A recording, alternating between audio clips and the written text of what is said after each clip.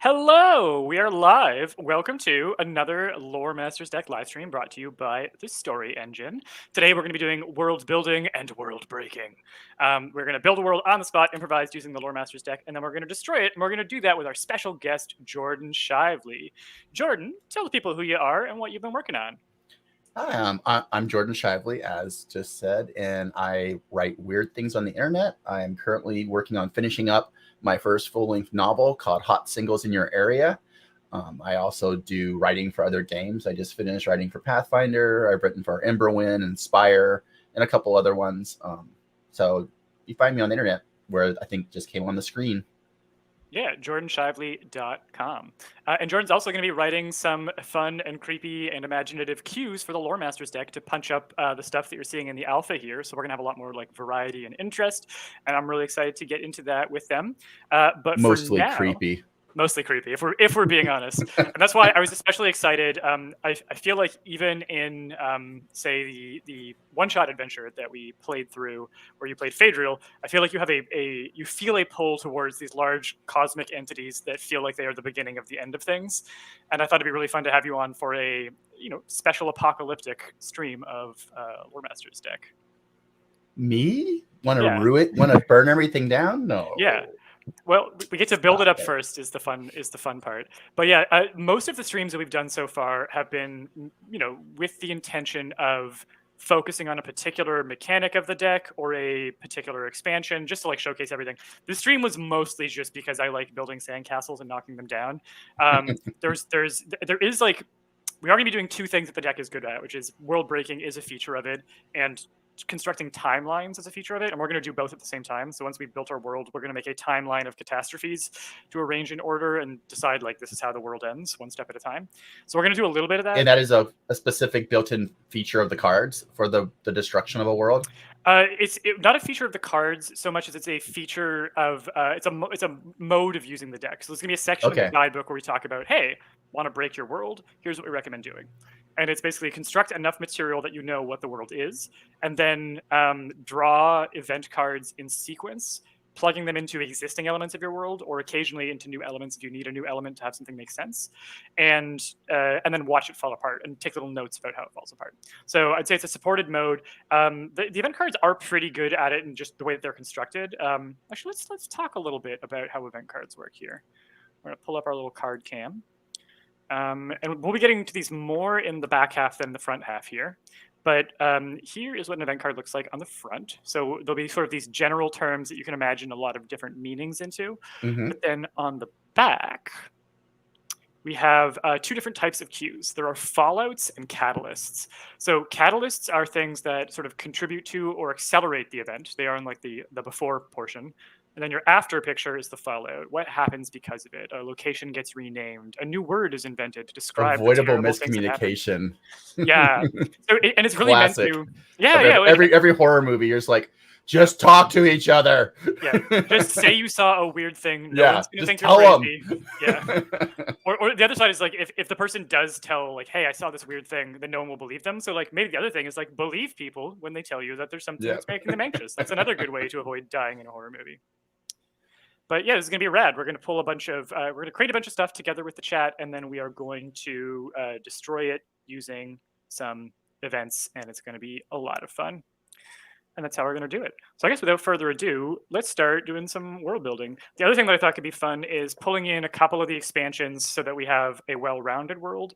In particular, I was thinking that it might be nice to bring in the deities expansion, because I think that if we're going to end the world, I want to know how the gods die too, or if the gods are responsible for it, right? If they're creator gods or not.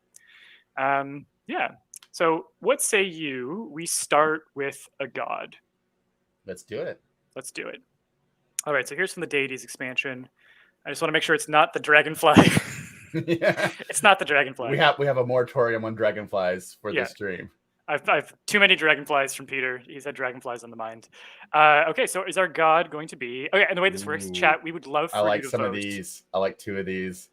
So chat, y'all are going to vote, and Jordan and I are going to sway democracy discussing our favorite options. But yeah, Jordan, you can see here we've got the Leviathan, the Dancer, the Gladiator, and the Confessor as our sort of god. I like the Dancer and the Confessor.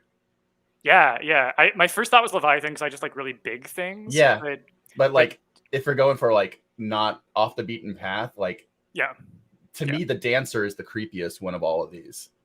Yeah, I agree that the dancer is an interesting container to put more thoughts and ideas into, because like what the dance is or how the dance is motivated or what it means is like that can be so many different things. Yeah, and like it could be like if you're not in the mood for horror, it can be a very like earth, the dance of the cosmos. Yeah. But if you're ready for something that's creepy, man, like this god that like comes dancing out of the darkness. Yeah. To a tune that only it can hear, like that's fucking creepy. That is. Well, we're getting votes for Leviathan or Gladiator or Confessor or Leviathan. That sounds like Leviathan might be winning then. A vote has come in for Dancer okay. as well. So I'm going to say let's go ahead with Leviathan. But Leviathan can play really well into a world being made and like broken. Like, what if the Leviathan is the world? I had not thought about that. The Leviathan is the world. Like, we're on the back of it, you know. The other thing that I want to keep in my back pocket is, I shall put this down here. Yeah, the contrast is a little better here. The other thing I want to keep in the back pocket is the idea that the Leviathan is a dancer. They're this giant creature that will dance across the world, and whatever is in the wake of its dance will just simply be crushed or demolished. Or it's dancing through the void. Yeah. Yeah, this like big Leviathan dancing the void, and if it should ever come to the material. Yeah, very Discworld, Yeah. But a little less cutesy, I think. Yeah. Discworld, but you know, we need to get you some double-sided tape for your mat next stream. So the mat sticks. The mat has grip, but I have the mat mounted on an board so that I can pull it away halfway through the session, so I can be put to the timelines down. So normally, graphic designer, like the build your worlds constantly being slightly like not level is like my eyes like. Yeah, sorry about that. That's gonna jig and jag, and it's just gonna happen. Oh no, the world! It's in shaky cam. All right, brilliant. Well, let's start with Leviathan here, and let's give this Leviathan god some traits. It is the cosmic opposite of another deity. We would draw a deity to decide who that is. It has an agenda to reclaim a lost possession. Its domain is prophecy, luck, or fate. Or the Leviathan is presumed missing or that's dead. The good one. Yeah, that one's really, I'm vibing that one too. Like if we had Dancer, reclaimed a lost possession would be good, but Leviathan, presumed missing or dead is good. Yeah. Okay, so in that case, the Leviathan is not the world, but I do like the idea that it was around at the world's forging. And we might see, we might see it return, or maybe it made the world and its job is to unmake it or something, but what if the world can't end because it's gone or dead or something? Or our world is inside of a dead Leviathan, but it's been said that there's other Leviathans that will come back to pay respects or something one day. Yeah. And who knows what that means? Do they consume them? Yeah. Well, I definitely like I definitely like when you have like kind of the funeral of the gods. It's one of my the funeral of Dream in the Sandman graphic novels is like, I just think what a really powerful piece of storytelling, great way to like look over the entirety of the series and look at what it means for like a huge core functional piece of your cosmology to die or to no longer be there. So maybe here, like one of the like the world's cosmologies is that one day the funeral of the gods will be attended by the Leviathans, and that will be the ending. Ooh, okay, I like that a lot. Okay, so we've got votes for presumed missing and votes for prophecy and luck. We could corner tuck that and do both. I like the idea that it's tied to prophecy and that it is tied to like the end of the world prophecy in some way. Yeah, we could corner tuck that one for sure. Also, living on the back of a god is overdone, says Tara. We're living between their toes. It is overdone. Like I was immediately thinking like inside the carcass of a god, but I didn't want to like immediately go to that, you know. But I do like why pick the toes when you can live inside the winding recesses of its retinas, from Sybil, followed by because godly toe jam must be exquisite. Look, we've already made a horrible world. Let's destroy it. All right, so let's corner tech prophecy, luck, or fate, and presumed missing or dead with our little Leviathan here. And we'll give this Leviathan some more traits. All right. Background. It created a material. An agenda, it wants to unleash chaos or impose order on the world. Domain, weather, wind, or storms.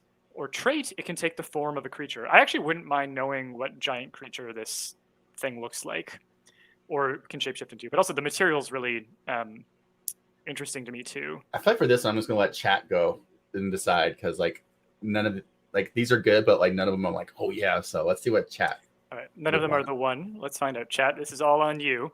We've got created a material, imposed chaos or order, domain of weather, wind, storm, or trait creature form. Let us know what you're thinking. We need to get like a little like non-licensed parody of the Jeopardy soundtrack to play while we're waiting for chat. Yeah. I've been thinking about getting some sound for the stream. That would be, I think that'd be a nice little addition. 2 for creature. 2 for creature. All right, let's go ahead with creature then. I'm gonna put that on this side. And we'll pull our creature prompt for that now. So do we have a giant ape, seahorse, worm, or hydra? What was that, Jordan? For those in the back. All right. I mean, I can definitely do a giant cosmic void worm that comes to actually, and if it's meant to there to eat the bodies of the gods or attend the funeral of the gods, like the worm that comes to consume the bodies is nice. There's also something worm about, is the most cliche, but it's cliche for a reason because worms are cool. Yeah, well, and like there aren't like I think I've seen giant cosmic space tentacly things that are like long and sinewy, but they tend to be more like snaky. But like just a straight up like earthworm, like that has more of that look is not something I've seen done before, and I think that could be cool. A worm and a hydra is basically the same thing if you think about it. It says Eric, who's our community. This is worm slander, Eric, and I will not stand for worm slander on this thread. What if the Leviathan is like kind of a hydra worm? It has no like, it still doesn't have discernible body parts other than just like worm bits. What if it is like a rat king of worms, a knot of worms? Yeah. I like a knot of worms as our like they're not leading back to one torso or main trunk, but there's a bunch that are like a seething mass of worms. Yeah. So I think hydra worm is where it's at. And when the worm knot shows up, man, like shit's gonna go down. Yeah. And I like that it's gonna end up looking kind of like a cat toy. Yeah. Aren't we all just cat toys of the gods? Cool. So we'll do hydra worm, which honors the chat vote for hydra as the divine predator of gods. I like that this thing is a predator, but it's like kind of a slow patience as a predator, where like it just slowly makes its way across the cosmos. It's like it follows of the gods. Yeah. Very much the It Follows of the gods. Yeah. If you have not seen It Follows, it's a horror movie. Really good. One of the best horror films made in the last several decades. Yeah, I would concur. I think I've watched it 5 times at this point. Mm-hmm. I rarely rewatch films, and I've rewatched It Follows at least a couple times. Yeah. It's one that I love showing to people because you get that moment of getting to kind of re-experience it for the first time as someone else starts to clock into the style or the beats of the horror. And it does some beats that I just haven't seen done in horror. And it does a really interesting form of like world building that's almost like out of time.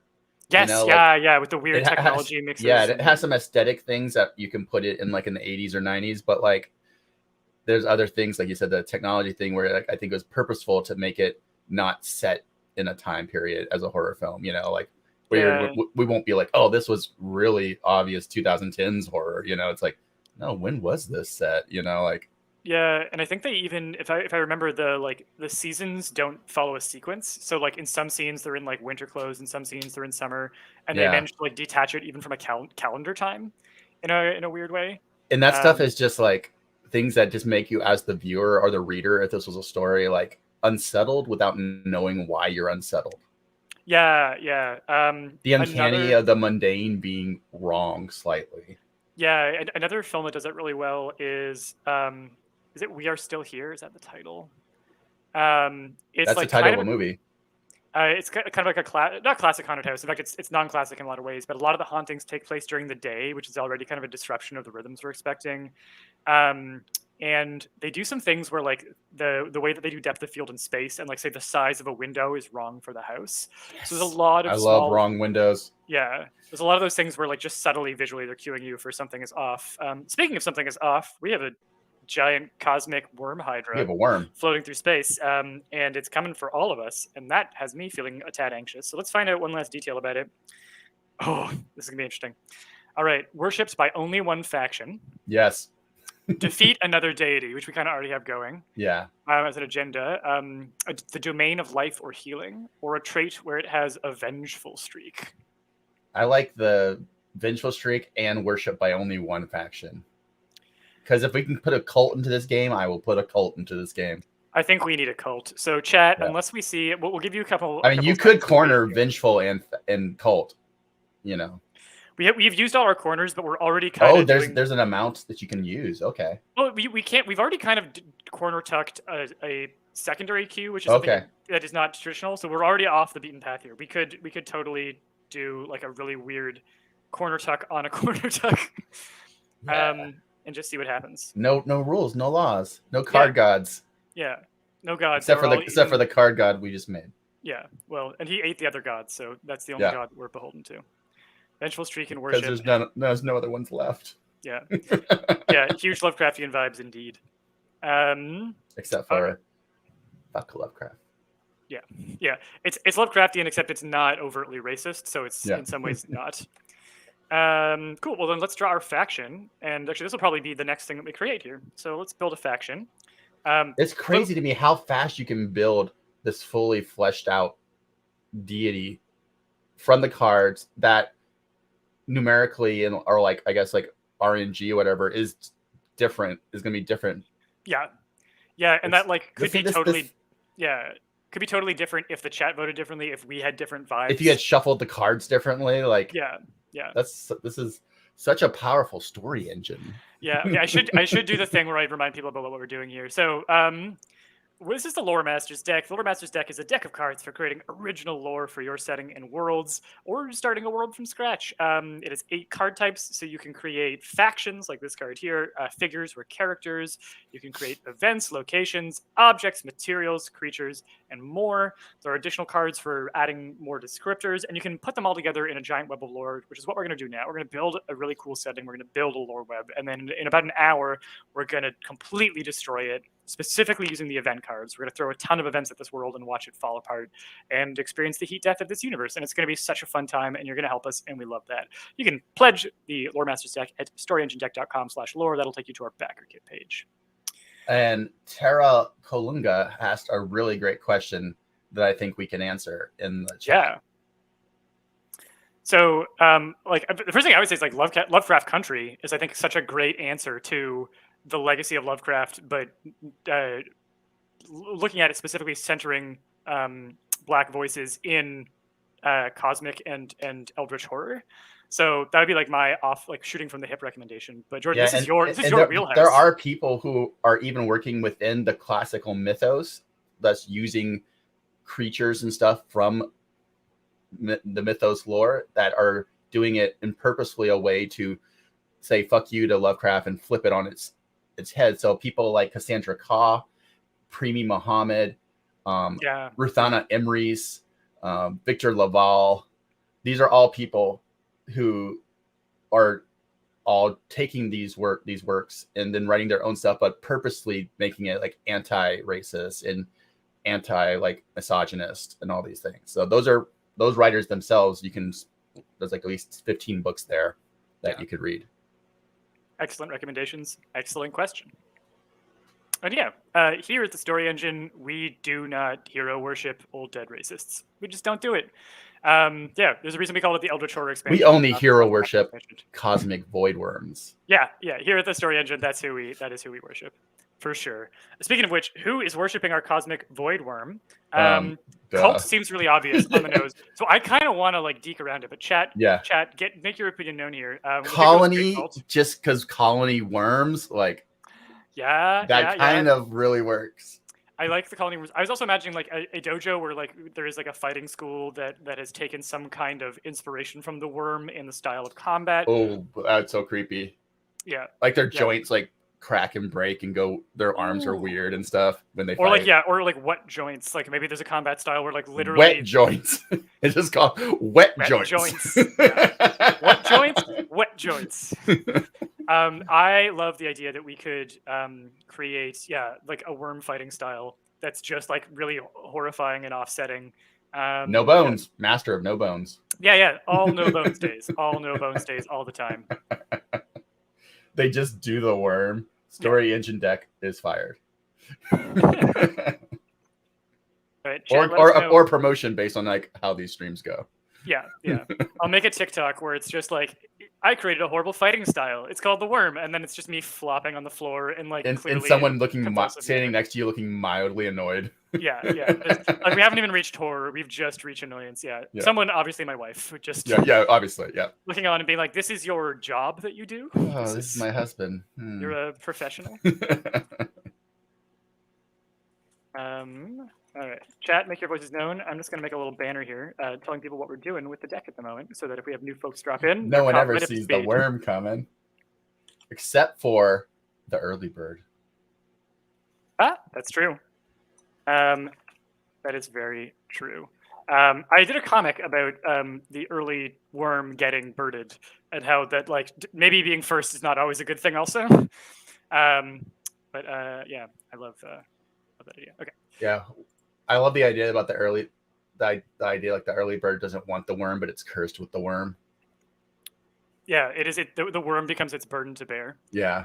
All right. Well, let's go dojo, and then let's we have this terrible worm fighting style that we're going to do, and let's do. Do we want to name the dojo with a namesake card, or do we want to do classic aspect card here? I think that you're the expert here. Let's do a namesake card. Let's name this dojo because especially if they're worshiping a cosmic end of the world worm, they probably need to hide the fact that they're doing it. So their name may not be like end of the world cult worm cult. Yeah. Maybe their name is something else. So the dojo, the Sage dojo, the Scaly dojo, the dojo of good. Oh, I think we drew this card. Dojo of good intentions. I love how like it's like no, nothing weird here. The dojo of nothing weird going on. I'm going to pull that card out because we had that one during the last. The early bird of totally normal human things that we do. Yeah, normal human dojo. Ooh, no in waiting. The dojo in waiting, the Motley dojo, the dojo of three empires, dojo of the blessed fire. In waiting, I think, to me at least, is the most like good. Yeah. Waiting for what? And not everyone knows. Lanky is just funny though. The lanky, well, especially if they're worm style and their arms all floppy. The Dojo of Loathing and the Dojo of Lost Souls. Yeah, I agree. I'm a fan of the Dojo in Waiting. And it's this like, but what are they waiting for? And people have not plugged it into this prophecy. And also like there's just so many like already literary and cultural associations with someone who is in waiting. Yeah. You know? Yeah. And the Leviathan is in many ways in waiting too. So I like that there's this kind of, that's a whole a intentional theme that we're bringing in. All right. They just do the worm. No one ever sees it coming. I would see myself out, but I'm supposed to be moderating this chat. We can't fire Eric in the middle of a stream, so he stays. He stays to pun another day. All righty. Let's go ahead and let's do this one as the chat, but we'll discuss. So chat, I'd love you to vote on this. We're going to give this dojo in waiting a background where they were recently betrayed by a figure. An agenda where they're trying to study or protect a text or document. A trait where they have a specific taboo involving a material or a living creature. Or a trait where they are free-spirited. Everyone loves this free-spirited cult. I think a fun thing, and tell me if I'm wrong, because I was not involved in making this game at all. But one thing that is interesting to me, like, because of a specific taboo, like, I immediately go, they really like to break a specific taboo. Yeah. And that's totally, like, the way that this thing to me is made is that it's about generating ideas, and you shouldn't really be totally bound to exactly the text of the card. You know, like if the text on the card sparks the opposite, then that is just a valid use of the card, right? Yeah, the goal of the prompts is to create a starting line, not a finish line. Yeah, exactly. So that you're already creating. And so if for you that starting line is like, oh, I'm going to run in this direction from this point, then like run that way. Just run and keep on running. Because a lot of times that's what, to me, like what makes me have a creative idea is seeing the opposite idea. Yeah. You know, like people are like, oh, this. I'm like, what if the opposite though? And that's usually the idea that I like, you know. What if opposite? Yeah. Yeah. I definitely like creative tension where you either knock yourself off your rhythm or you pull in the opposite direction of an obvious rhythm and see what you can do. Because that's what's so cool about this. This is like such a game that's fun to play in the way that like the Quiet Year is fun. Yeah. Where friends getting down and like having like this weird like brain fest of like coming up with weird ideas, slightly guided by the cards, but also it's like that. It's like a total like a calculator tool that can be used purely mercenarily to like help you generate things to use in your writing. Yeah, and yeah, that's where like being free to do the opposite of what the cards suggest is super interesting. Is extra helpful. And I definitely have done a lot of world building where I'll make a bunch of stuff and then pick the stuff that's working and use that in writing or use that in like session prep for my home game. And you're not bound by the stuff that you don't want to use. Like put it all on the table, figure out what it all is, and then the stuff that feels like especially good or focused or intentional is the stuff that. And maybe from a session like this where we have like all these cards, eventually what you're working on, you take one thing from the whole lay of the session, and that's the one that really stood out. Yeah, I've definitely had bits of writing that I've done that have come entirely from like one or two of the cues that really were like just looming in my mind in a huge way. And I've had sessions where like all of it ended up getting used, and I liked all of it. I think with the Heart of Skycrown Glacier, the D&D one shot that we did that we created with Lore Master's deck and that Jordan played in, and then we played the session in it. I think I used something like 80% of the prompts. There was a few things that didn't make it in that were cut mostly for time, but that I did want to. They were either lurking in the background of the world or there was a thing that I wanted to introduce. But like I didn't want to have two villains, so I had to cut one of the villains because we had sort of two villains, and there were a few other things that had to be edited back. I also love how hard you work to make the prompts be very neutral, even though they're very generative. They're very neutral. So like as a writer, you can be like, there might be this feeling of like, oh, I didn't make this up, but they're so neutral that like the things they promote are never like actually like the cards. Like the cards will give you these ideas, but when you go to read the story you wrote from them, you would never know they came from these cards.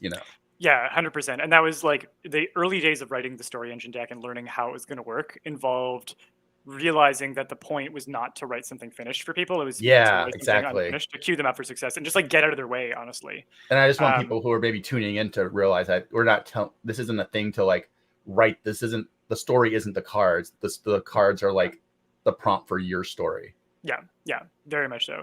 And that's the thing, like the deck is entirely empowered by creative interpretation. Let's go ahead with specific taboo involving a material or living creature. I think that we were vibing that one. And I think that the chat's a little quiet today, which means you and I may get to make some autonomous decisions. They'll have, in that case, the caveat is that the cult, once they do, their cult is about doing a taboo. Yeah, I like the idea that very much the taboo we're about to discover is a world taboo, and they are the ones who don't observe it. So let's go ahead and draw. Or no, they do observe it. No, okay, observe it. Yeah, no, I was thinking like they do the taboo, so that means they don't observe the taboo. Yeah. You're just better at words. I have now confused myself with my double negative. So we'll pull the cards and then we'll decide. They do a weird thing, okay? They do the weird thing. Yeah. The world is weird and the cult's even weirder. I'm sorry, I mean dojo. The dojo. The dojo. Not a cult. Yeah. Definitely not a cult. All right. So do feel free to weigh in the chat if you do have a thought on how you would use one of these. But for now, Jordan, are you vibing snake, frog, plankton, dragon, leaf, ink, sandstone, or platinum? And this is about the taboo? This is about the taboo. And we can flip the taboo any which way. They can be like a thing that the rest of the world like does not touch one of these things. Obviously. They do. Yeah, there's lots of ways you can go with this. I love frogs too much to get them involved in this weird thing. They're just too cute. So we're taking the frog out of this, and ink is has so many different ways it could go. Yeah, ink is good. I can see a lot of use for ink.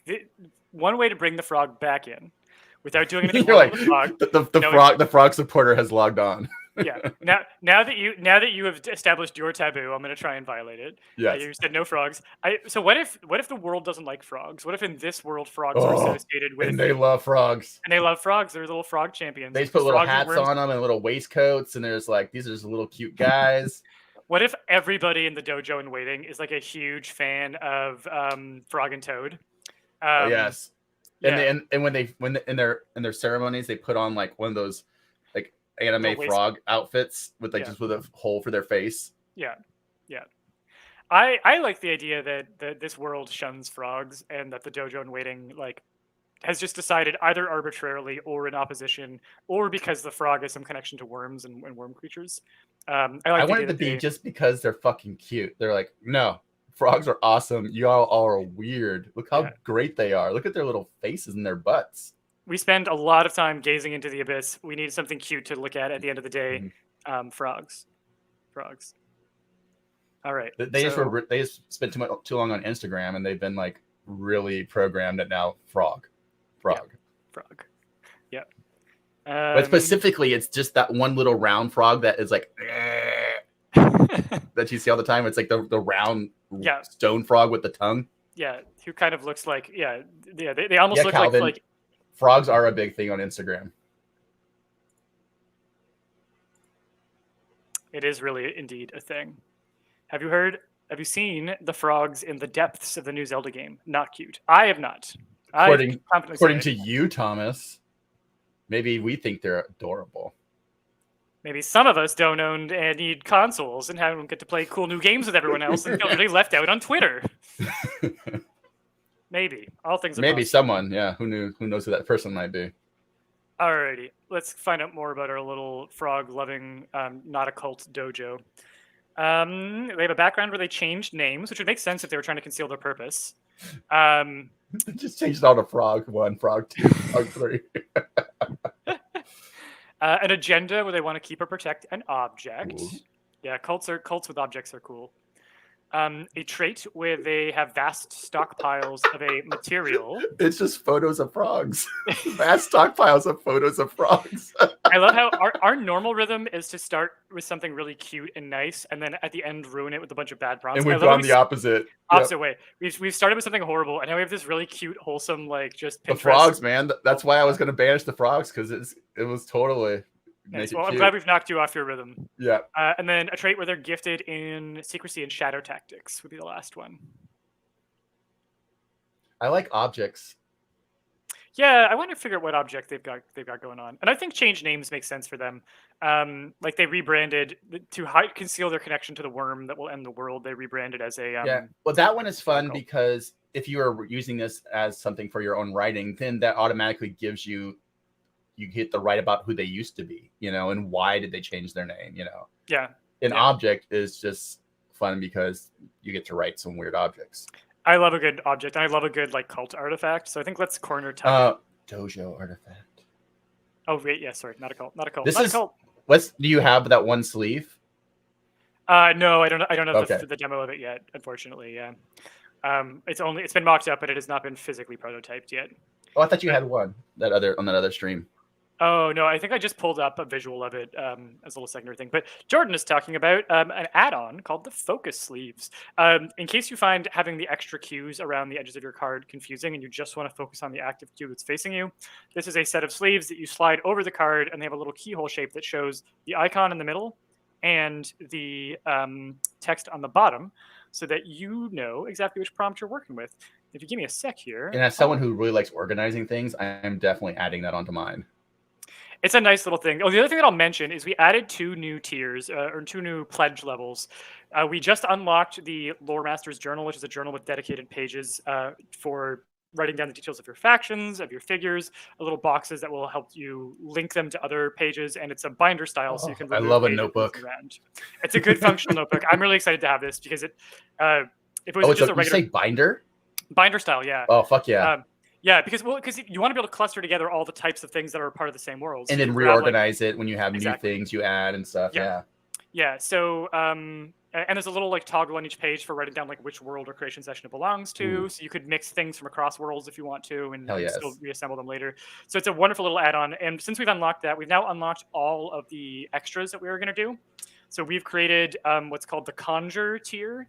The Conjure pledge level is everything that we have released since the last Kickstarter. So it's all the new stuff, including add-ons and decks. It includes the 2 Leviathan storage boxes, but it does not include the folding storage boxes. We decided not to give you so much storage box that you just have one sitting empty.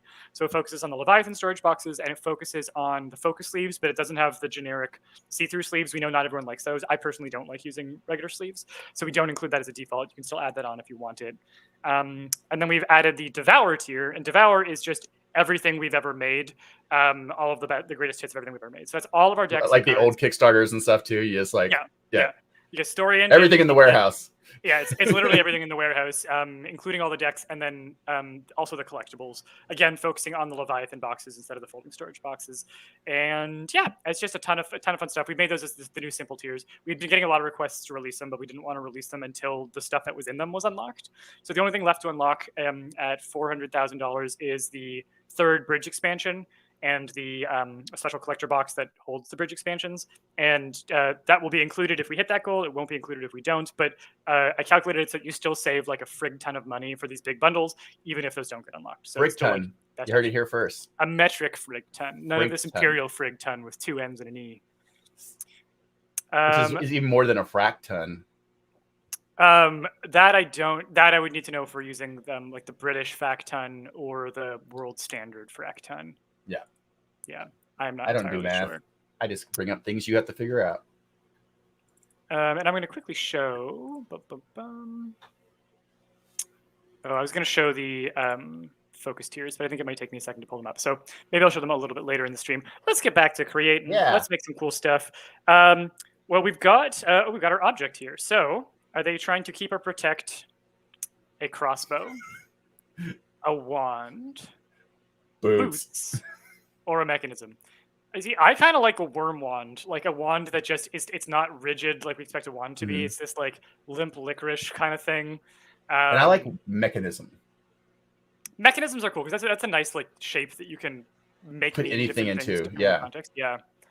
And it could be like the mechanism could be, I don't know. I'm imagining like a weird, creepy music box that like plays the song that will attract the Leviathan from across the void. Yeah, but really big.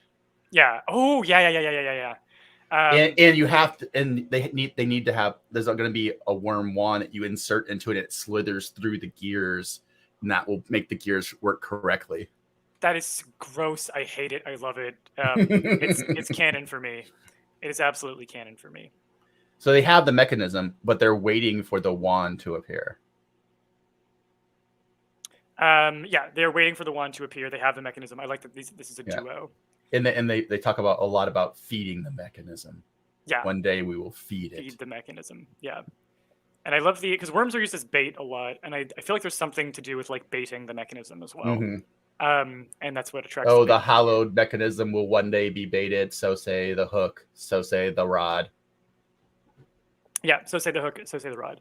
And a question here from Triumph and Blunder. So for those who did Devour on all things on the Story Engine deck of Worlds, which is 364.25, if we get Conjure 284, that means that those who get Devour 599 actually get it cheaper. No. So I would need to double check the math on that. What we did with Devour is literally the exact same percentage discount. I think the percent discount on Deck of Worlds was actually better than it was on Devour. I think it was something like 25% on Story Engine Deck of Worlds. And it's 22% off on the Devour here. Don't quote me on that. Damn, Triumph and Blunder bringing out like numbers and wanting to do our taxes here on stream.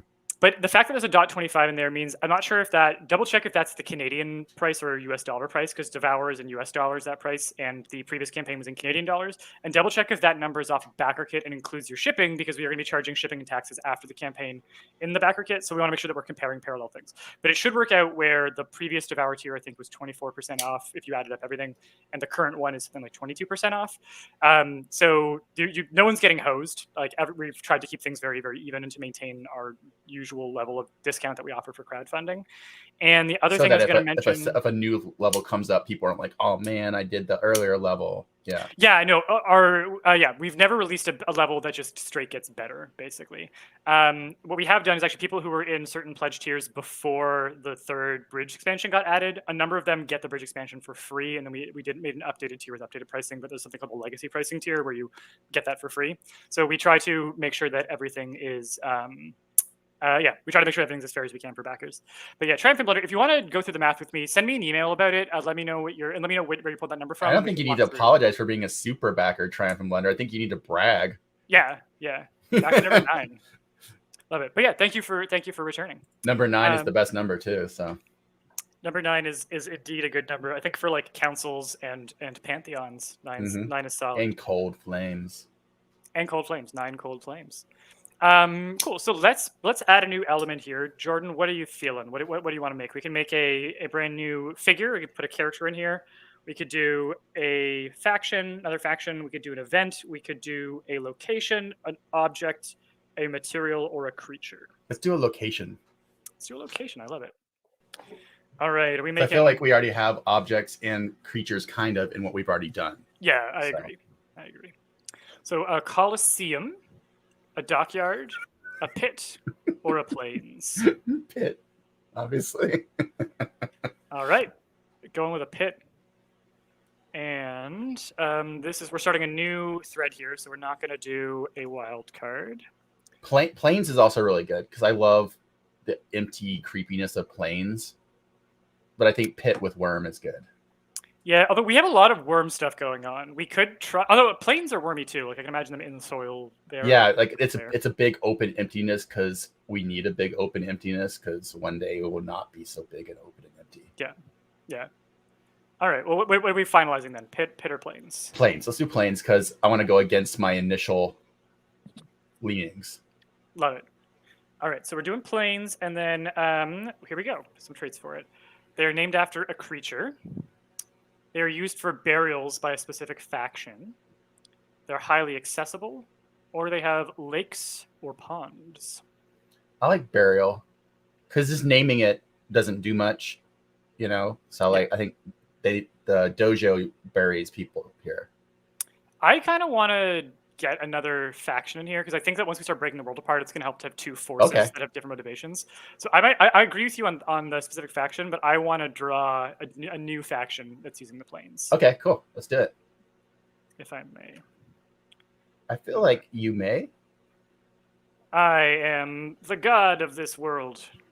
I can make it. I can destroy it. I can do whatever I want. Oh, that's a faction card. We want a... Oh, shit. Okay, Spoilers. We do want a faction card. Okay, so the use for burials by a pantheon would be really interesting. Mm-hmm. So the gods of this world use it as, I guess, like the burial plains of the gods. Yeah. An army uses it for burials. A party, and you can mean that as either political party or... Worm party. Worm party. Frog party. Or a team, and you can mean that can be as broad or as specific as you like for team. What are you vibing? I like pantheon or party. Pantheon or party. Yeah. Like party as in Bacchanalia, or pantheon as like the graveyard of the gods ties into everything we've already done. So do we want to make this venture away from what we've done, or do we want to go into what we've done? I like so this is not what I want to do, but I just need to get it out of my head or I will be distracted by it. What if party on the plains, and then the pit is where they throw the bodies once the Bacchanalia wears you out and you you're done. I like that. But I do like this like burial plains of the gods pantheon thing because it's going to give us like a place to anchor the end of the world when it comes. Yeah. And the worm comes for the corpses of the gods at the end of the world. And it's descending, and you can see, because there's nothing blocking the horizon, you can see it coming from so far away. Yeah, and it looks like just like at first you would think that it is like a structure of stone or something in the sky, but then it starts to writhe. Yes, yeah. Because at first it's like that. What was that movie where like the big, not Contact, but like it was that sci-fi movie where the big pillars appeared in the air by the guy who did Dune. Are we talking about Arrival? Yeah, Arrival. So at first you think it's like that, you know, like these big structures, but then it's like, oh shit, that's moving. And if you're underneath it looking up, it's just rings and rings of little frogs. Yeah, I definitely want, I don't know what medium we're creating this world in, but at some moment I definitely want a rendering of the looming the looming worm hydra. Oh, hell yes. Closing in. That's the money shot right there. All right, so then I think we're doing Pantheon, but what if like the other things like could be like we could do party and Pantheon, and this is where maybe the taboo is like they like partying in this graveyard, you know. Oh yes, yeah. Okay, so let's do Pantheon. So you cut the card in half, and then you turn it around so that we can corner it. And then you ask the deck owner if they're comfortable with you cutting the card in half, and that's how you know if it's really the deck owner or someone faking it. Wisdom of Solomon right there. All right. Beautiful. Let's get some more details for our plains of the gods. Business in the plains, party in the pit. Thomas Drury Party way. in the pit. Yeah, beautiful. Let's get some more traits here. So, location has a background where it was repurposed as a factory or workshop for an object. A trait where it has modular design or moving terrain elements. A trait where it's shielded by energy or enchantment. And trait habitat of an aquatic creature. We didn't go with those lakes, but we could pull those back in if we do want to do it. There's Yes! just tons of frogs on this plane. Oh, so hold on. What if the reason that there is a taboo around handling frogs is because they're holy creatures? The taboo is not like they're gross or weird. The world doesn't like them.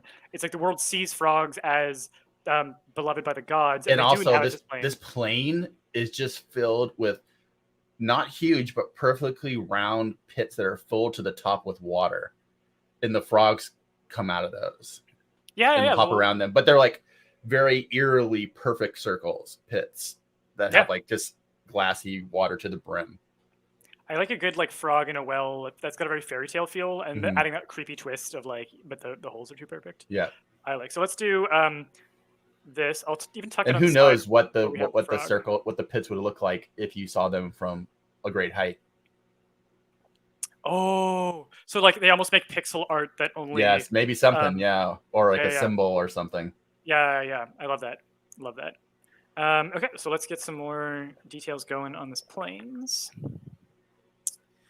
Background: the birthplace of a notable figure, drafty or breezy, unique columns or buttresses, or dramatic rock formations. I'm liking these two. I'm liking those unique columns or buttresses, and we would draw material cards to figure out what they're made of, optionally, which is either in brackets. I'll let you decide this one. I feel like I've been being very vocal. All right, I'll put a vote in for unique columns or buttresses here, and let's figure out what that's made out of. I like a planes where there's just inexplicable columns rising up between the pools, and especially Story engine deck in the chat got exactly what I was going for. Crop circles, but with water. Oh, yeah, actually, wait, and what if the pools are not just round circles, but like some of them are like line art inscriptions where it's like a long curving line of water? I think could be cool. Like add other visuals, and it's like if you look at it from high enough, it forms like an ancient script or something, or you have to like read it in a nonlinear pattern to understand how the glyphs come together. Or it's like a landing beacon for the worm. Yeah. Oh, and all those holes are just where the so it's just like the mechanism has the worm wand goes in to unlock it or whatever. Yeah. And those holes are where the gods were buried, but then the worms all socket into those holes eventually. Yeah, exactly. And that's how it eats. Like all the gods are at the bottom of each one of these. In the last image is like this knot, but with all the worms down, just like pulsating in and out, like sucking on the planet. That is horrifying, and I love it. And that's such a good end frame. Okay, so then what's going to make for the either coolest or creepiest pillars across this plains? They could be made from a nut material, from fabric, from quartz, from graphite, from alcohol, from silver, from plaster, or from stone. I feel like the pillars are all you, so you in the chat can decide. Do any of these feel interesting to you? I'm going towards quartz right now, but out of all of them, quartz is the only one that actually kind of works. Well, I think I'm intrigued by fabric pillars because the idea that you have like a wireframe with like this flag material around it that's like whipping. Oh, like and also it's like those worm things in front of car dealerships. I knew exactly where you were gonna go, and I hate that it's so good. I hate that it fits. I don't want it. Can we get rid of it? Oh, it's like we've been doing this world building that feels like, while gross and strange, at least epic. And then you have one of those friggin' car dealership wormy dancers just headbanging, and that's the party, friends. That's what the party is. Yep. And the taboo is they keep putting these things up in those sacred fields, and they're like, quit fucking putting these worm dancers. Please stop. I'm gonna go with fabric columns. I am not yet sold that these are headbanging car dealership worm dancers. They can be very nice columns of fabric too. But I think columns of fabric and with like flapping little pennants hanging off. Yeah, kind of like a Wicker Man thing a little bit. Yeah, Wicker Man. I was getting like Tibetan prayer flag kind of imagery in my mind, but I think Wicker Man Yeah, is maybe coming creepier. off of the middle like Yeah, wicker frame, you know. yeah, but I think Wicker Man I'm liking, especially because we want to keep that creepy element going. All right, and this last one is all you, and then we'll throw the next one to the chat. So this is going to be a trait for our location. It was the site of a disaster, uh, ritual site for a faction, architecturally unsound, or a magical wellspring.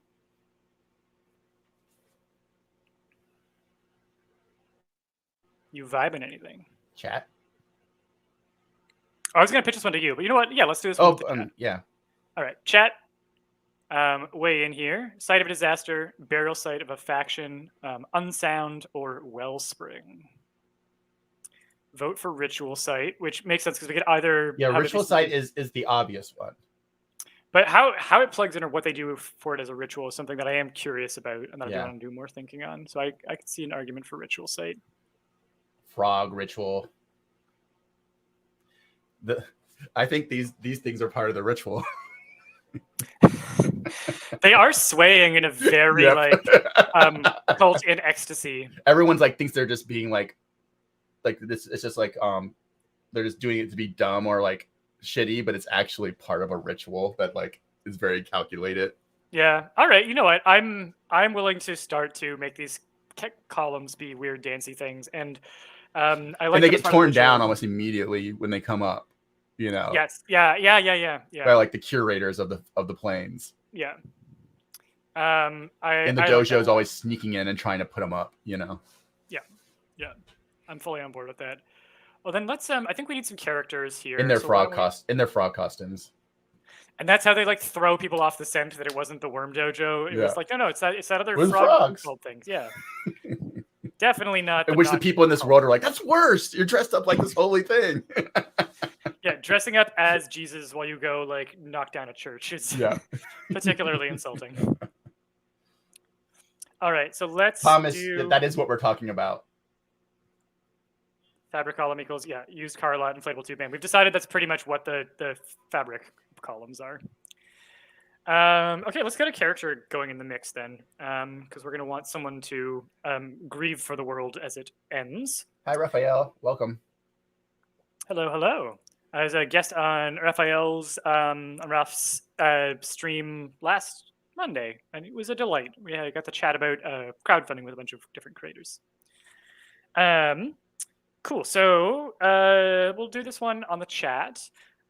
Is our character in this world going to be a hobbyist, a weapons maker, a hunter, or an ambassador? And let's sway democracy with some hot takes here. Jordan, where would you go with this? I would go hobbyist, just because I want to come up with what that means. You know, because it's like the ones that's like the weirdest or the least likely. So I think that would come up with the most interesting character then. Love it. Yeah, I like hobbyist. The other one that I'm interested in is ambassador, only because if they're the kind of person who might have a like high enough eye view of the world, like enough of an overhead view of the world that they can see the pieces coming together and decide whether they're going to intervene or not. Or if they're like they have that high view and they want to make it happen. Yeah. That would be a good, if you would choose that one if you want to add like a big working cog in your story. Yeah. And hobbyist would be like if you want to have a really funny, interesting side character who maybe is more like, you know, like what's the Douglas Adams? Oh, Arthur. Yeah, like that kind of character where like he's part of the story and he ends up being an important part, but not because of this big thing, you know, because of the little things that happen. Yeah, I like that. Like he likes going out in there because he likes sketching frogs. You know, we got a lot of votes for hobbyists. Oh, yeah. What if they are a hobbyist, like just like frog sketcher, biologist? Yeah, that kind of thing. Like they like it, but they don't care at all about the big picture or the cults and stuff. In fact, they probably don't believe in it. You know, I like that idea a lot. But somehow them sketching all these frogs is starting to like accumulate this weird power. Like every sketch of a frog is another click in an infernal Tumblr lock. That is horrifying. We had a cute little hobbyist frog person, and now you I already brought it back. right back to horror. But he still is a cute little hobbyist frog person. He doesn't know this is happening. That's true. That's true. Well, I like we're all agreement on hobbyist. We have a pitch here for they collect antique yarn, which is a very worm-shaped thing to collect.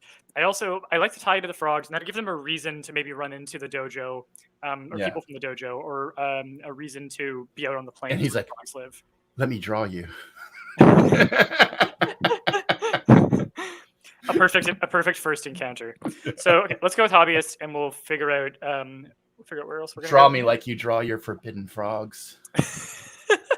Such an intimate way to get to know someone, just as they stare at you very directly, very awkwardly. Like, okay, I guess we were here to build the pillar, but sure, my outfit is cool. Draw me like one of your grenouilles, which is of course a French frog. Of course, you know the word for French frog. Of course, you do. Yeah. I was bilingual enough to say that I was mostly bilingual for a while.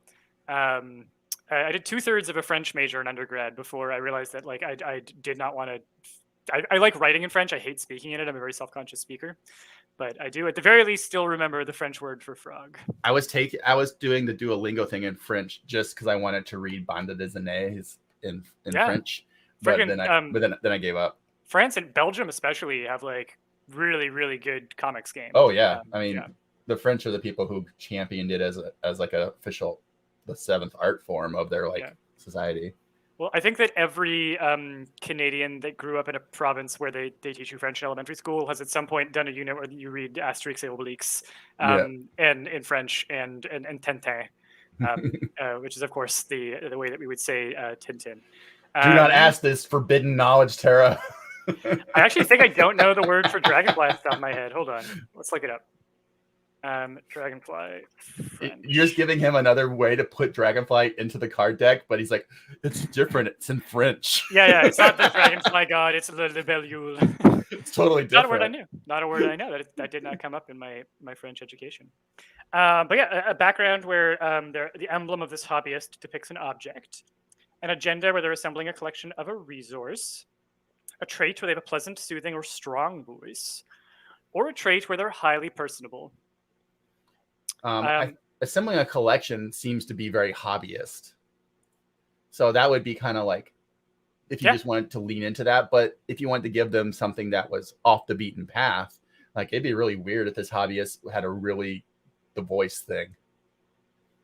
I like those little character details. I like a little something that you hear them or you see them. And it goes against type, like because people see hobbyists and you think of someone who is socially inept, Yeah, I'm imagining like a Hugh Grant stumbling over himself in a rom-com. Yeah, but instead this person's like very and they don't even know it, but that when they talk, people are just like, oh. Yeah. I could listen to you talk about frogs forever. Well, we could corner tuck that one. But let's see if anything comes in from the chat. Also, thank you, Thomas, for pulling that art project using insects and their French names knowledge to give us the word. All right. So yeah, chat, go ahead and let us know if you have any preferences here. I'm tending towards, the voice and or the collection. I'm going to go ahead with collection and voice for now. He's got to collect all those little good boys. If chat disagrees, then we'll possibly pivot next, but we'll see what comes in. Okay, so more on our hobbyist here. Oh no, actually, we're gonna figure out what the material that they're collecting is. Although Tara kind of called this one with yarn, so let's honor that. I like the idea that they're a yarn collector. I like this kind of very wholesome character, and I like the idea that the ultimate yarn ball is again this pulsating hydra worm leviathan. They don't know that they're building the yarn ball that will one day be the key that brings the worm. Yeah, or maybe that their like obsession with yarn and like loving yarn and yarn balls is because they have an increasing proximity to the Leviathan, so they're starting to see visions of it. They being in the plains it's like they become obsessed with yarn and they are getting drawn to the plains as if a string of yarn is pulling them there. Yeah. Well, we've got votes for voice, collection, but also emblem, and voice here. So I think we're good to go with those. And This hobbyist, do they have a background where they were born under a specific constellation? This is eating before you go on stream. It is gross. An agenda where they need to recover from a sickness or want to recover from a sickness. A trait where they are a skilled harvester of a specific material, which feels like we already have that with the yarn a little bit. And then a trait where they value strength. Which I immediately go with born under the worm constellation. Yeah, I think you're right. And then that ties in why this normal little hobbyist is having these like this compulsion and dreams about yarn. I love how we started with the hobbyist who like has no real connection. They just stumble into it, but they find out partway through the story. And I think that's how you start presenting it.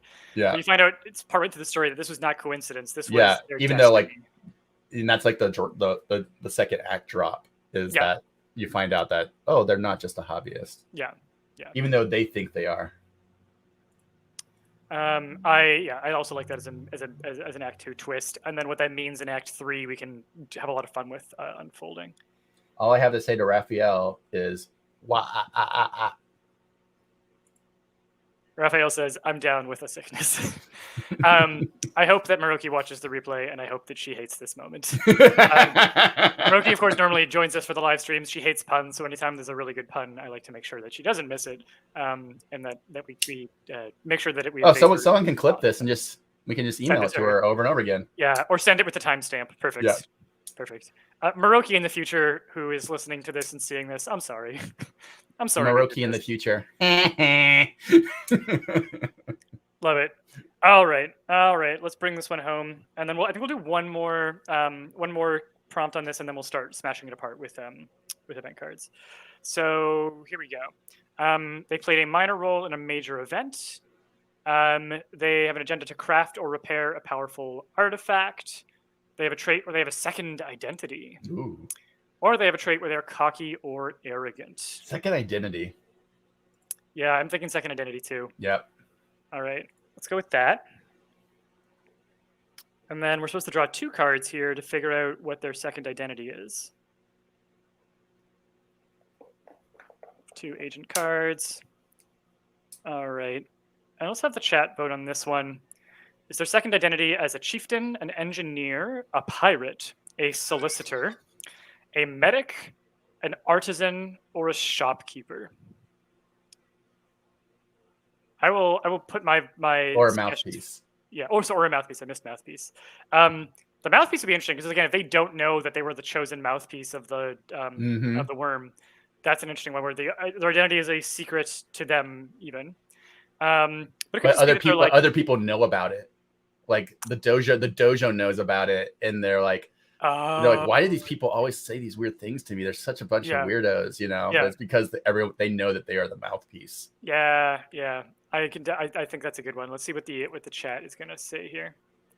Tara saying, like with dragonflies, she's drawn to pirates, so a vote for pirates, which is good.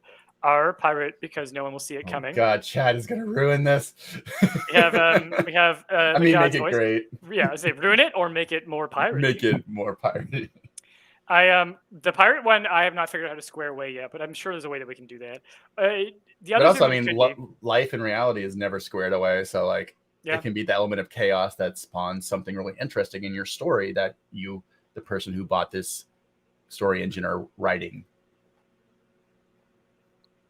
Pirate. I think pirate fucking won. Yeah. All right, we will honor. Thanks, chat. We will honor democracy here. This is Chapter 2 of Jordan versus the Chat. We got through a little bit of that last time. Okay, so then let's talk about this pirate identity that this hobbyist has. What does that mean? Are they like, it's like their day job that they're, oh, actually, I kind of like this. So what if, again, they're this like pleasant little hobbyist. There's nothing like weird going on there. So what if their day job is something where they're like a bandit, like a pirate, where like straight up they just do crime, and then they have this really wholesome side project that they keep very segmented or separate from it. And you could also go in the way where it's like they're like one of those government sanctioned privateers, like where they go and their job is to go and do like what Francis Drake kind of stuff, Yeah. If you wanted to make it less of a banditry and more of like they have this very like kind of like violent day job. Yeah. Violent and government sanctioned day job. Yeah. I think we could go privateer. I think we could go like pirate bandit type thing. If we have a big open plains, It's starting to it's like we'll use chapter 3 now. At least chapter 3.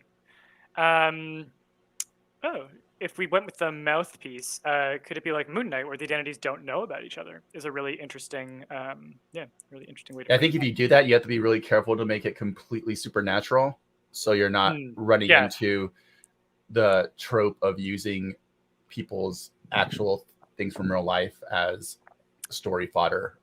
Yeah. When you're Moon Knight did not do a good job of it. Yeah, I think there are problems when you try to take a base of like real mental health issue that affects people's lives, and then especially without like adequate consultation about like what is a meaningful, accurate, and thoughtful way to depict this, you just sort of jump into. And a completely easy way to get around that is just it's possession. Like they're just possessed by this deity, and they never know it when they come back from it. Yeah. Possession's great. Another thing that I highly recommend and that we do for Story Engine deck, Deck of Worlds, and Lore Masters deck is hire sensitivity readers. Hire people who can give you an inside perspective, have lived experience with the issues you're writing about, and can tell you if you're depicting it in a way that's going to be a problem. Because if you do want to like say something like about MPD or something, then you do need to have. If you do not have it yourself, you do need to be very careful by putting that as an actual thing in your story. Yeah. The other thing I'll mention just about using sensitivity readers, because I'm a big fan of it, the quality of the deck, the accessibility of the deck, the variety of perspectives in the deck. Like, even if I was a purely cynical capitalist and my goal was just to like make a product that sells a lot, the deck is so much better because of the additional perspectives and the additional rounds of review that went into it through the sensitivity readers. Even if you're like, I don't care about diverse perspectives or depicting minorities properly, you will still have a better product at the end for your cynical cold heart if you just spend the time to do content review. Like, it makes such a big difference. Your book will sell better and not get canceled. Yeah. So there's every single reason to do sensitivity review. I really, really highly recommend it. And our sensitivity reviewers are listed on our project page. And I highly recommend checking out their work too, because they are all authors and writers in their own capacity, and they do wonderful work. So let's do one more lore prompt here, and then we will start smashing our world. So, what do we want to make? We can make a creature. We can make another object. I kind of feel like making another location. Let's make another location. So far, the only place that people can live is the God Plane, which has its own special things about it. So, let's try and make something a little bit more mundane. I think I just drew this card on a practice demo I was doing, so I'm going to draw a different one. All right. So let's make one more location. Is it going to be a scriptorium, a clubhouse, an oasis, or an area of cliffs? Does this have to be attached to the plains, or is this completely separate? Totally separate, yeah. We're making just one new location from whole cloth here. I mean, I love a good scriptorium. I love a good scriptorium too, but I feel like we have so much lore stuff that I kind of want to go cliffs. But then we just did make a plains. Yeah, that's true. And then we have like height, like an edge of the plains that has this big ridge cliff. Could be a cool visual. And maybe the edge of the cliff face has holes in it. You need to put holes in everything, don't you? Because they're made for you. This hole. Oh yeah, perfect. Junji Ito. If I just fit. I can keep going. All right. Let's find out about our cliffs here with our. No, the creepy holes aren't canon yet, but maybe we'll get there.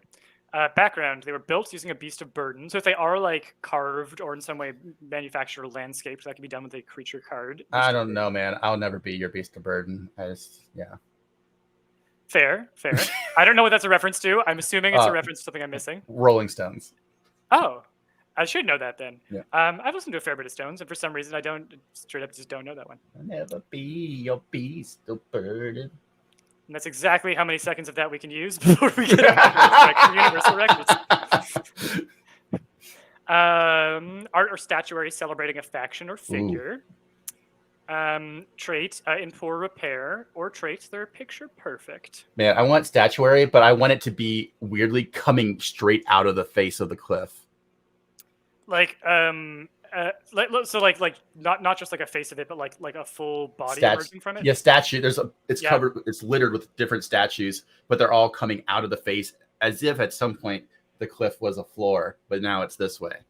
I like that, and I like Yeah, yeah, and it's like the opposite of holes, which I feel like things Yeah, sticking out exactly. is the opposite of a hole, and I like that we can do something different with that. And we got You heard it no here clue. first on this stream. Statues opposite of holes. That is a lore master fact. Yeah, okay, well, then I think we're good to go on that then, because we have a vote in the chat. So the only sound supporting it. effect you actually need to get for this stream is a little ting and a sparkle that like comes off of the edge of your glasses when you say a lore master fact.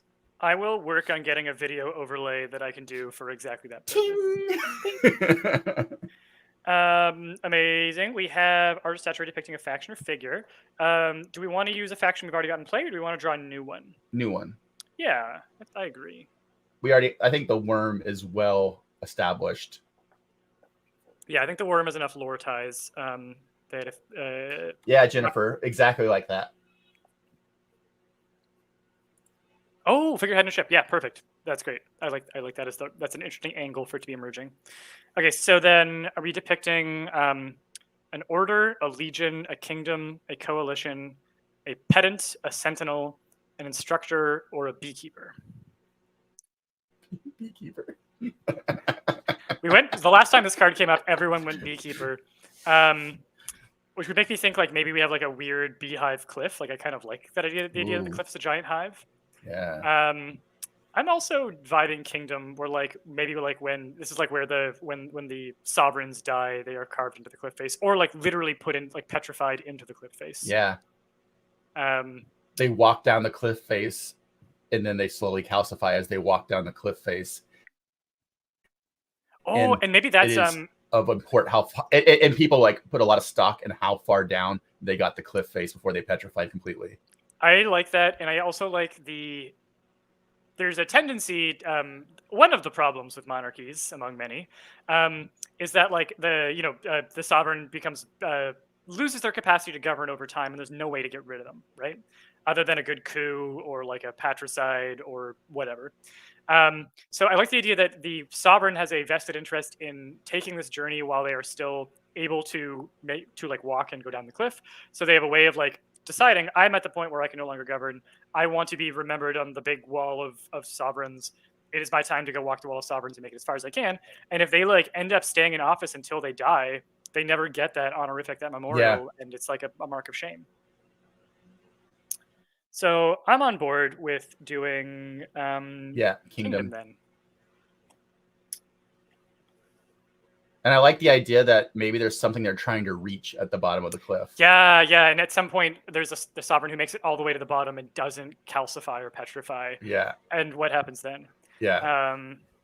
And then you, the writer, get to come up with what are they trying to reach, all these different things that you could come up with out of this one little prompt. Love it. I love spinning.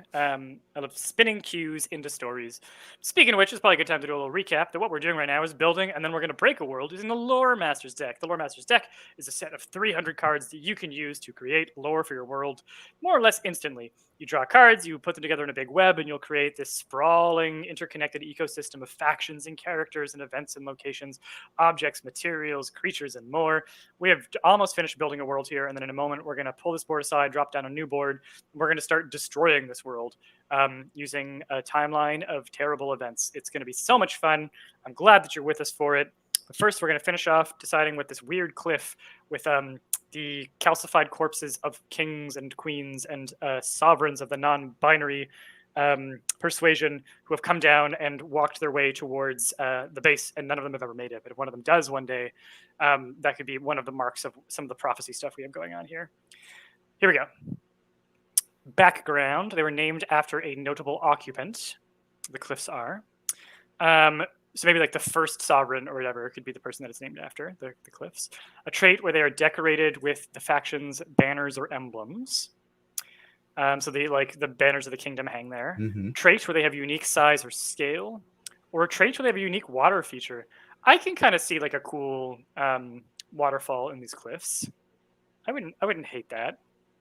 I also can just see them like calling them like the cliffs of the first king or something like that, or the cliffs I of want the to first be sovereign. named after a notable occupant that isn't actually there.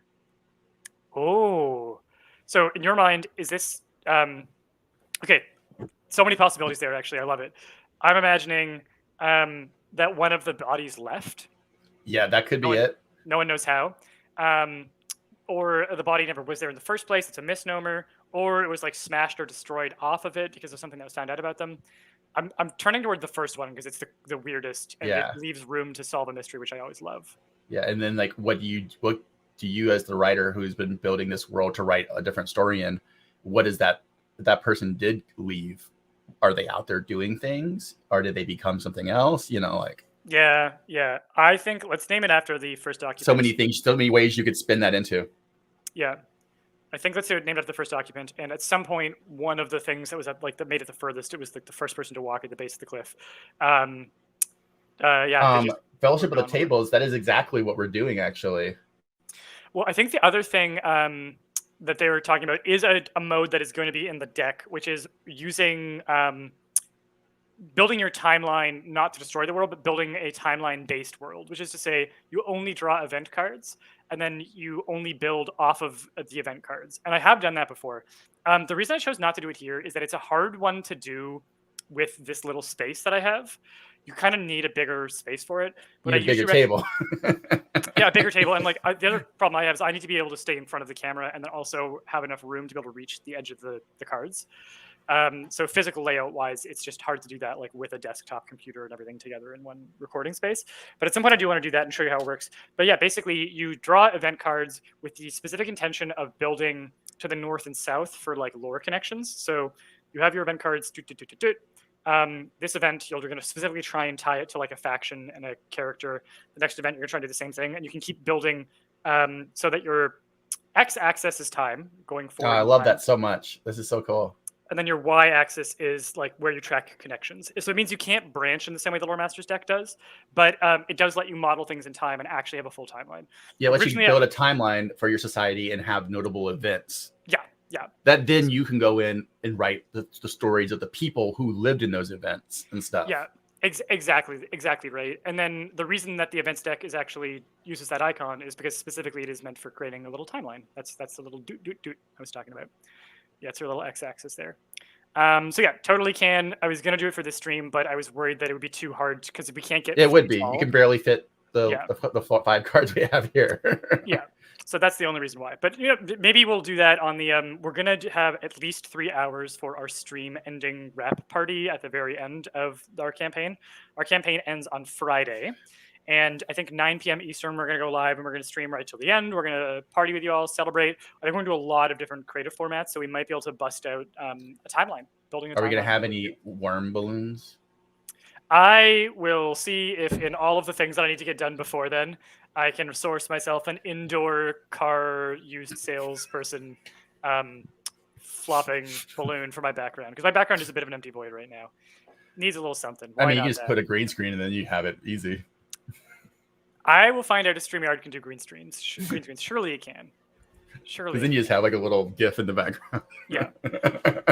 Let's keep that GIF running for 3 hours straight. It will never get old. Not at all. It's not at all going to be really annoying. I completely forget what we were doing. We were building our little location here. So we're going to name it after. It up. Yeah, so let's call it the Cliffs of the First Sovereign. And that sovereign is missing and they walk the world and we don't know where. And I love that. And that might come back when we start shattering this world apart. Yeah. And you could also be like the Cliffs of the Lost Sovereign, like things like that. Yes. Yeah, and maybe the cliffs were renamed. They were originally Cliffs of the First Sovereign and then got renamed one day that statue just walked off. Okay, so sorry, we're using the secondary side here. A background where they are rumored to be haunted by a figure. That could be the sovereign who got away. Yeah. The cliffs are open to the public. The cliffs have the aesthetic of a specific culture.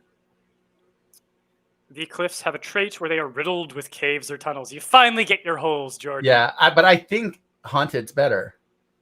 Yeah, I think the idea that like some people claim to have seen the sovereign. Yeah, or sometimes it's there. Sometimes he's walking amongst the statues on the side of the cliff. Yeah. I love it. That's nice and creepy. All right, and then one. I do like that the cards gave me my cliff holes though. Yeah, it delivers. Never say that the Lore Master's deck does not deliver. All right, last one.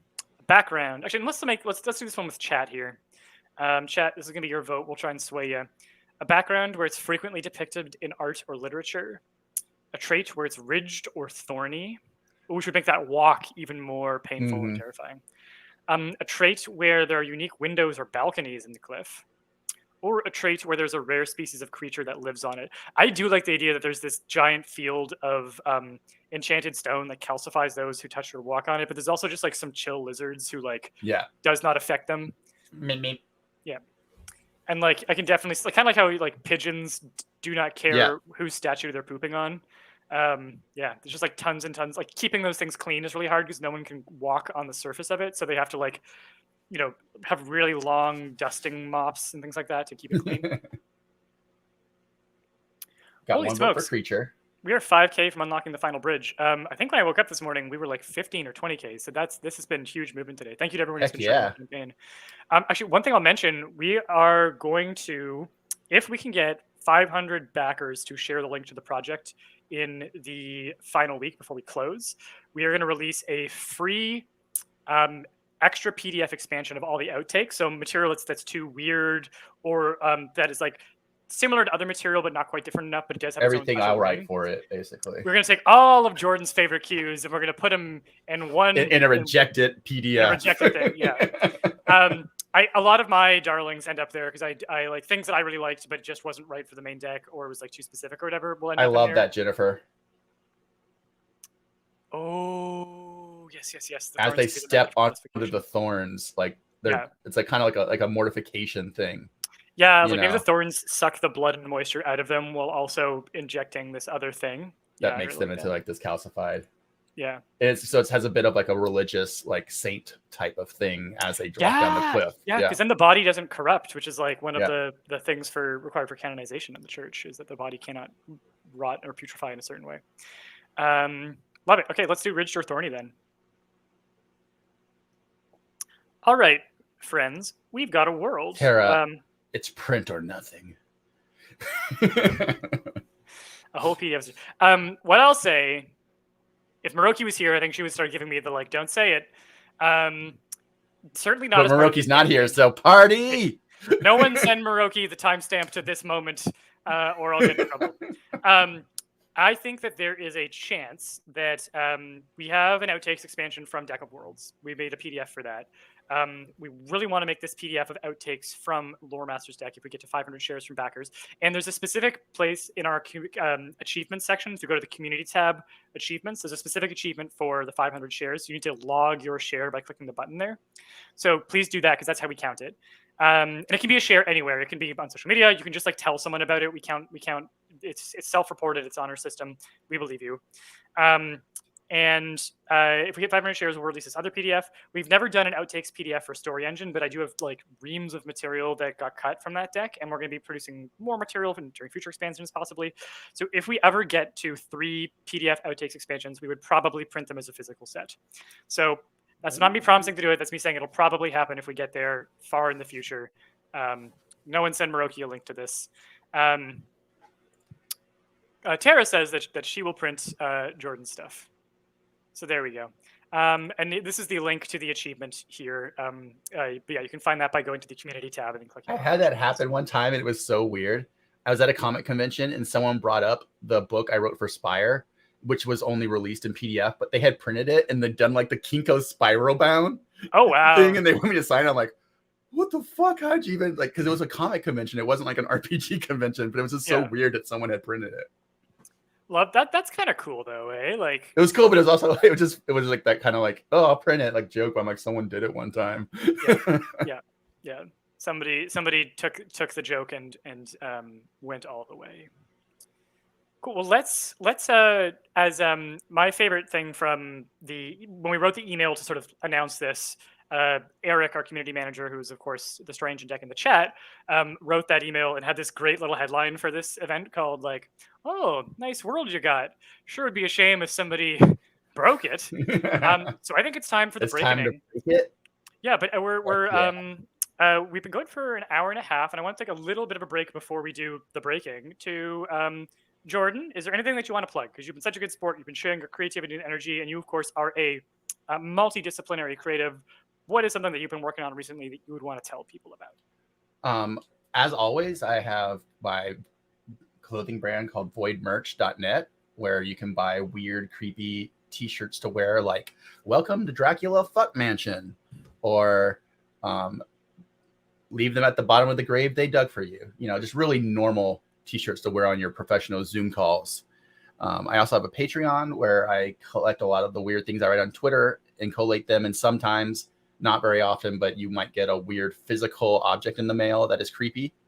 And then also I have some stories out recently. I have a story out in Baffling Magazine that I really liked called "A Table Set in Waiting." I was real proud of that one. So there's some places and things I've been doing. And of course, my novel is still up for pre-order.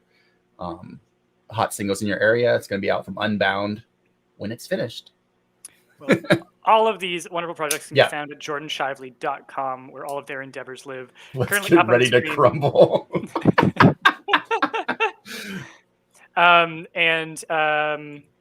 get ready to crumble. This is so good. Eric, Eric, go tweet that, please. Yeah. That's our announcement for the mid-act shift here. So yeah, voidmerch.net, jordancharlie.net. Right now on the screen, I have voidmerch.net up. You have seen these shirts on Critical Role. You've seen them on Dimension 20. And you have seen them because countless people have ripped them off and tried to reprint them illegally. So if you want to support the actual artist who made them and wrote them and created them, that's Jordan Shiveley. And that's voidmerch.net. I've seen these in the wild at conventions. I always stop people to talk about you when that happens. And shucks. My favorite one was in Edinburgh. I ended up making like a random friend who I'm still like Twitter friendly with on just through stopping them because they were wearing I think it was "Leave them at the bottom of the grave they dug for you." That's so funny because I hear these stories and I have yet to ever see someone.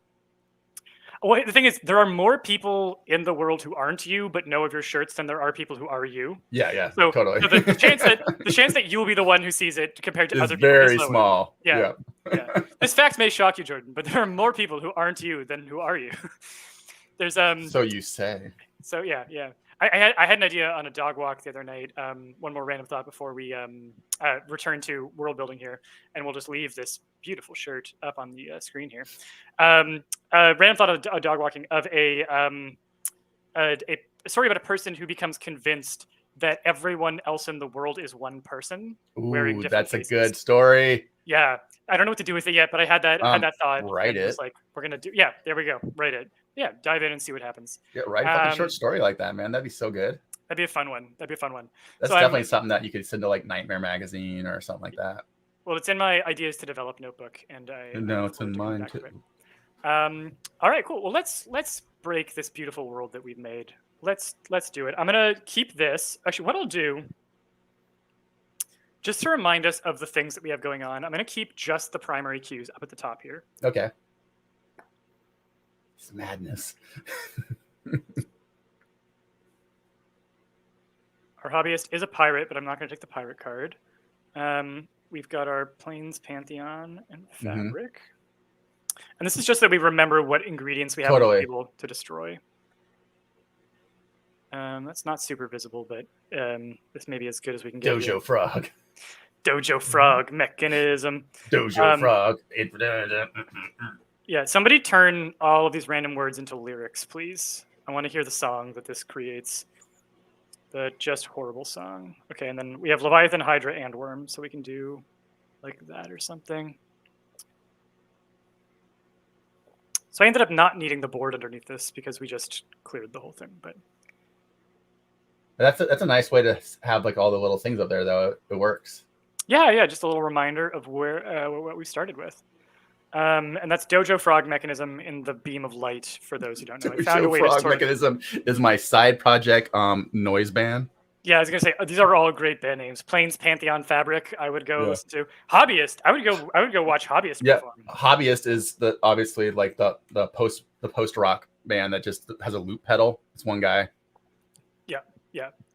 The other thing I was going to mention, I think the Mechanisms is the name of Jonathan Sims' band, if I remember correctly. Oh, really? Yeah, which we have right here. The best voice in the business. I love Johnny Sims' voice. I've been editing. The fact that you had him read one of my things has ruined anything else I'll ever write because it's not read by Jonathan Sims. It is. I hire him to narrate my dreams and nightmares. And actually, what I'll maybe what we'll do at the end of this, so Jordan wrote an excellent guest story for the Story Engine anthology, which is an anthology of stories that I was working on while developing the deck, and which different guest authors came in to write. Some of whom used the deck and prompts, some of whom didn't. But it's just really like a big celebration of microfiction and short stories that can fit on a postcard size. And Jordan wrote an excellent story called Business Expenses, which Jonathan Sims, the voice of the Magnus Archives, narrated. And I just finished editing together a little video of it using like stitched together B-roll with a sort of film noir filter. And maybe at the very end we'll debut that because we haven't shared it with anyone. Ooh, that'd be fun. Two of us have seen it, so we could He make this said self-aggrandizingly. Yeah. Then they'll give you a little bit of appetite to go check out more of Jordan's microfiction, including the forthcoming book, Hot Singles in Your Area, which is has a nice creepy teaser trailer thing going on. But let's ruin a world first. Let's ruin some days. Yeah. So let's start with this world. We can put this at the beginning or end of the timeline if we want to, but let's start with it at the beginning of the timeline, and we'll shift it around as needed. So it's the first event that we're going to throw at our world: an emancipation, just straight up fire or fires, a death, or a dance. It has to be dance and emancipation at the same time, and it's the statues on the side of the cliff. Yes. Oh my gosh. Can you imagine all your life you've lived in the shadow of this massive cliff, and like just it's part of the landscape, right? There's all these figures, and one day you wake up and they're moving or they're gone. Yeah. And as if you were there to watch as they're moving, as their feet pulled up from the ground, you saw like the thorns pulling out of their feet and like black blood leaking out of their feet. Yeah, well, and the thorns and the thorns are like pulsating, almost like have they been drinking or feeding things to them this whole time, all these hundreds of years? I like the idea that whatever process is going on between the thorns and them does not need to have stopped once they've calcified, right? Like it could be holding them in stasis for this Thomas moment Wang, emancipation. The emancipation. I love that, and you get woken by the rumbles. Love that. That's so creepy. The setting is getting in the world building. A bright laser shines down from the Pantheon to disrupt the frog. Love it. I love this. This is so horrifying. This is perfect. What's our main prompt here? Are we gonna go with dance or I think emancipation for the main one? Emancipation, yeah. The dance is a side product of the emancipation. Yeah. That's so horrible. I love it so much. Okay, let's get some catalysts and some fallouts going. So our emancipation, was the catalyst for it a schism within a faction? Dishonesty. Is the fallout from it construction of a memorial at a location?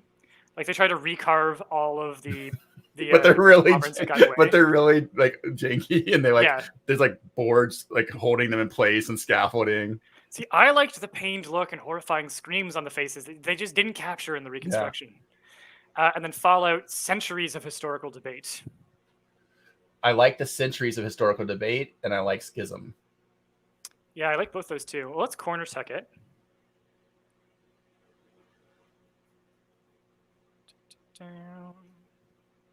So we're going to go with schism within a faction and centuries of historical debate. The faction, is that going to be the Pantheon disagrees? The Kingdom probably, actually. The Kingdom probably disagrees about what happened or what went wrong. And I like the idea that there's an unsolved mystery about whatever the Thorn was doing, that they still don't fully understand what happened there, or why the Thorn, like, did it just get enough blood and then it released them? Did it, and some people say they can still see the thorns, and some people say I can't see the thorns. Oh, that's creepy. I love conflicting perspectives.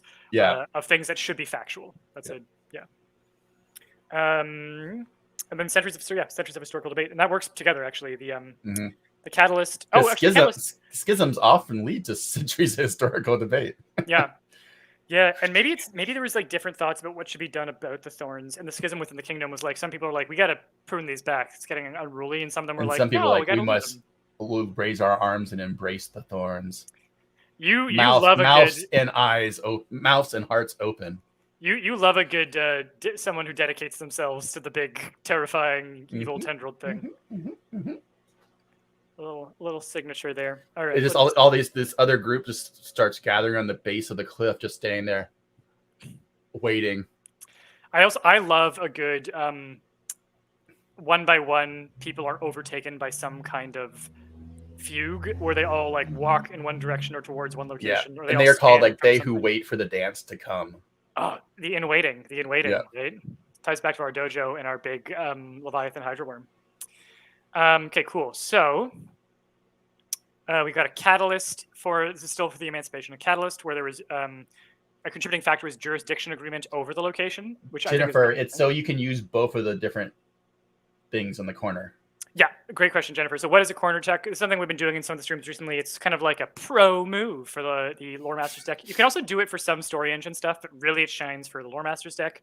Actually, you can do it for Deck of Worlds. I have done it for Deck of Worlds too, for the 4-sided cards, which there are a number. And basically, it's when you want to use 2 cues that are on adjacent sides, you just tuck it at a corner. It counts as having drawn 2 cards or used 2 cards, and you have both of them active.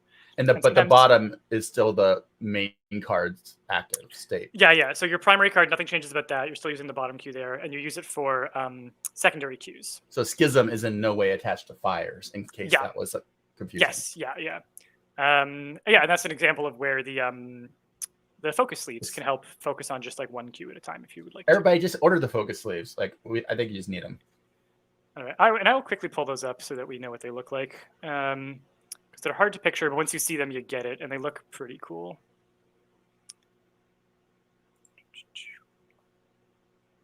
I didn't want to think about my life before focus sleeves. Does this ever happen to you? No, because no one has a copy of this deck yet, except for me and Maroki and Eric, and soon the writers. And it cuts to maybe someone going like, "Schism with fires," and bumbling it because they're so upset. We have so much. There's so much content on this project. I'm very proud of it all. These are the focus sleeves.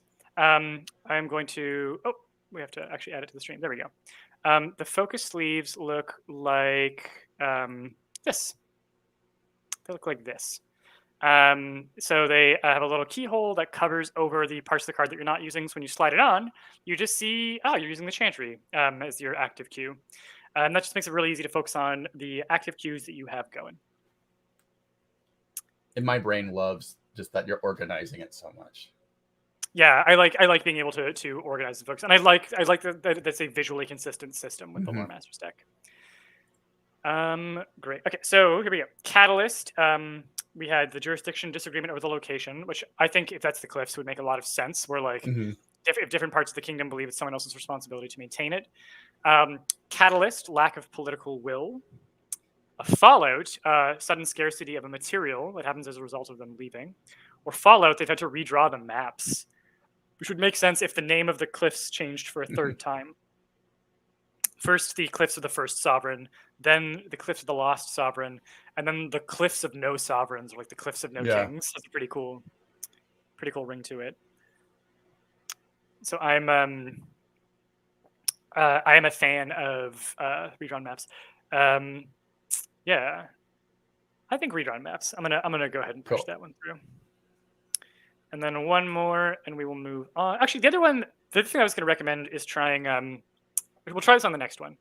I was going to say starting with a wild card, but let's do this one as a normal one, and then we'll start with a wild card on the next one. So, secondary cues. This event instead of a catalyst. Tara, I love that there are hats for the cards. Oh, that is cute.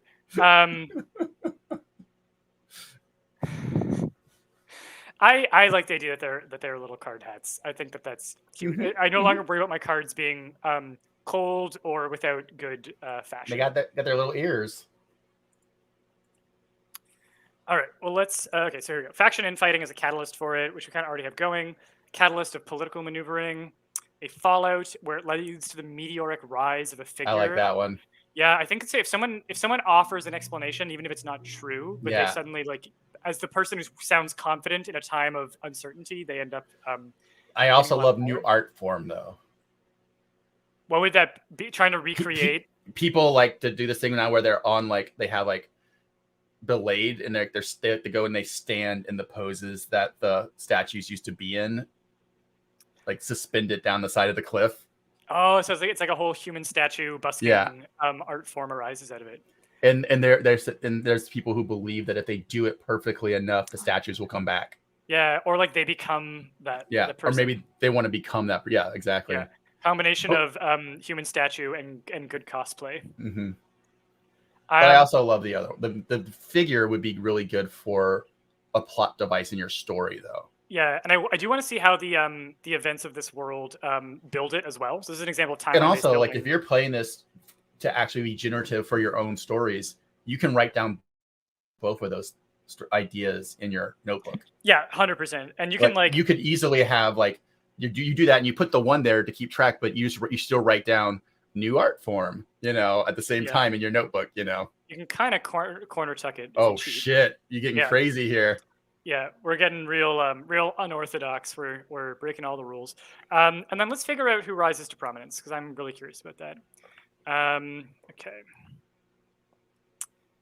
A penitent, which is a great basis for a cult leader. A veterinarian. An artist, if they're like a sculptor, so like they make statues, and they're like, I'm an expert on statues. Or a council member, so just like standard politician trying to ride into prominence. Yeah, either penitent or artist, though, I think are the really interesting ones. Yeah, let's tuck penitent, because I do like that as a dominant vibe, but I like the idea that they were an artist.